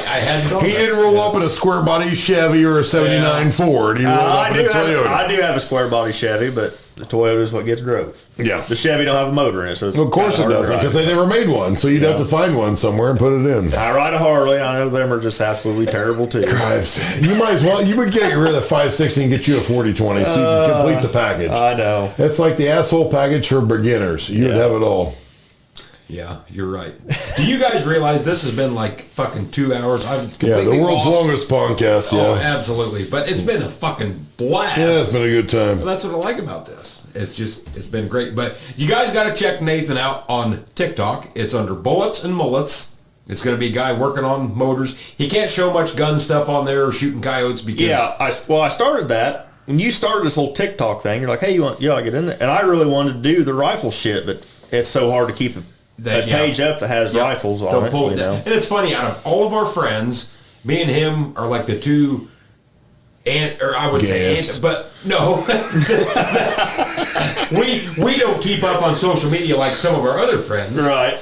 And so my page got going pretty good, and I told him, I'm like, yeah, check this out, get into it, and hell, he's made a hell of a following. I honestly don't get on TikTok that much, and I'm on my phone, but I'm usually on YouTube watching machining videos or something like that. I almost wish I could have been I like doing machinist stuff, but it's just so hard to make a living doing the off-ball machinist. Yeah. Everybody know that was like, man, I'm going to be a machinist. I'm going to make cool stuff. They end up making production stuff because that's the only way you can make money, and they hate it, you know. Yeah. So it becomes a... But that's kind of my next hobby I'm going to get into, I think, is that style. But yeah, I mean, the guns on TikTok, just the Second Amendment stuff on any form of social media, Facebook. Yep. Struggles, yeah. That's like YouTube. You could get on there and make a channel all about guns, and that's fine. They'll post it, but you can't monetize it. Right. Yeah. And it's like, well, what's the point now? I mean, if you can't. And it's sad that it's come to that, because you're not shooting people, you're not shooting animals, you're shooting a target 60 yards away. And it's sad that it's come to that, but it has. And hopefully Trump will do something different. And, he's doing his own social media deal here. Maybe. Oh, he is? I didn't know that. Yeah, that's the whole deal. But he's making his own social media platform. I don't know what it is. Don't know what it'll be. Really? Maybe I hadn't heard that. Maybe it'll be a little more friendly, and you can put guns down. Yeah. Because I think it's neat. Because it's not violent. It's not nothing. I mean. No, for sure. The whole. God damn, we could get in a whole fucking 2 hours. Yeah, it's a whole other deal. Yeah. Oh yeah, definitely, for sure. But we got to cut this off here because Jesus Christ, we went way long. But I've had several people that are like, hell, I can't shut it off once I get started. Then so. Fuck it, we'll try a long one here. Here's your long one. All you people that are bitching. Yeah, you want it. Here it is. Yeah. Well, they were asking me, my little brother, we went side by side right earlier today. I told him I was coming up here, and he goes, what are you going to talk about? I said, I have no idea. But I said, normally, the first few episodes, you guys actually had an agenda, and now it's basically the same shit we stand around bullshit about, drinking beer. Now we're just doing a microphone. I think agendas and interviews get redundant. Yes. It's like, hey, let's just throw it out. Had I know he was concerned, we just made fun of him for 45 minutes. We can do it. But I texted Tony the first couple podcasts. I was like, I can't wait for Nick to go off on a rant because you just do your thing, both of you do. And finally on the grain bin one, I was like, yes, Nick finally went off on a Nick rant. Some dumb fucking engineers the ladder deal, I can rant from time to time. I try to rein it back for the podcast. Yeah, he's still pretty reserved. I'm still pretty, we're just standing around, but that's all right. And one of these days it's just going to pop up and I'm not going to be able to control it. But I'm like Teen Wolf right now. I'm just trying to deep breathe and work my way through it. Yeah. Well, anyway, guys, we got to cut it off here. This has been a great podcast. I want to say thanks to Nathan for coming on. Check him out on TikTok, Bullets and Mullets. You're going to see a guy working on motors, showing you catastrophic failures coming into the shop, and just a little bit of everything. It's really neat. It truthfully is. Even for a guy like me that's known him forever, the stuff that he shows, it's really cool. So go check him out on TikTok. So anyway, thanks for tuning in, guys. Keep it right here at the Straightforward Farming Podcast. We'll see you next week.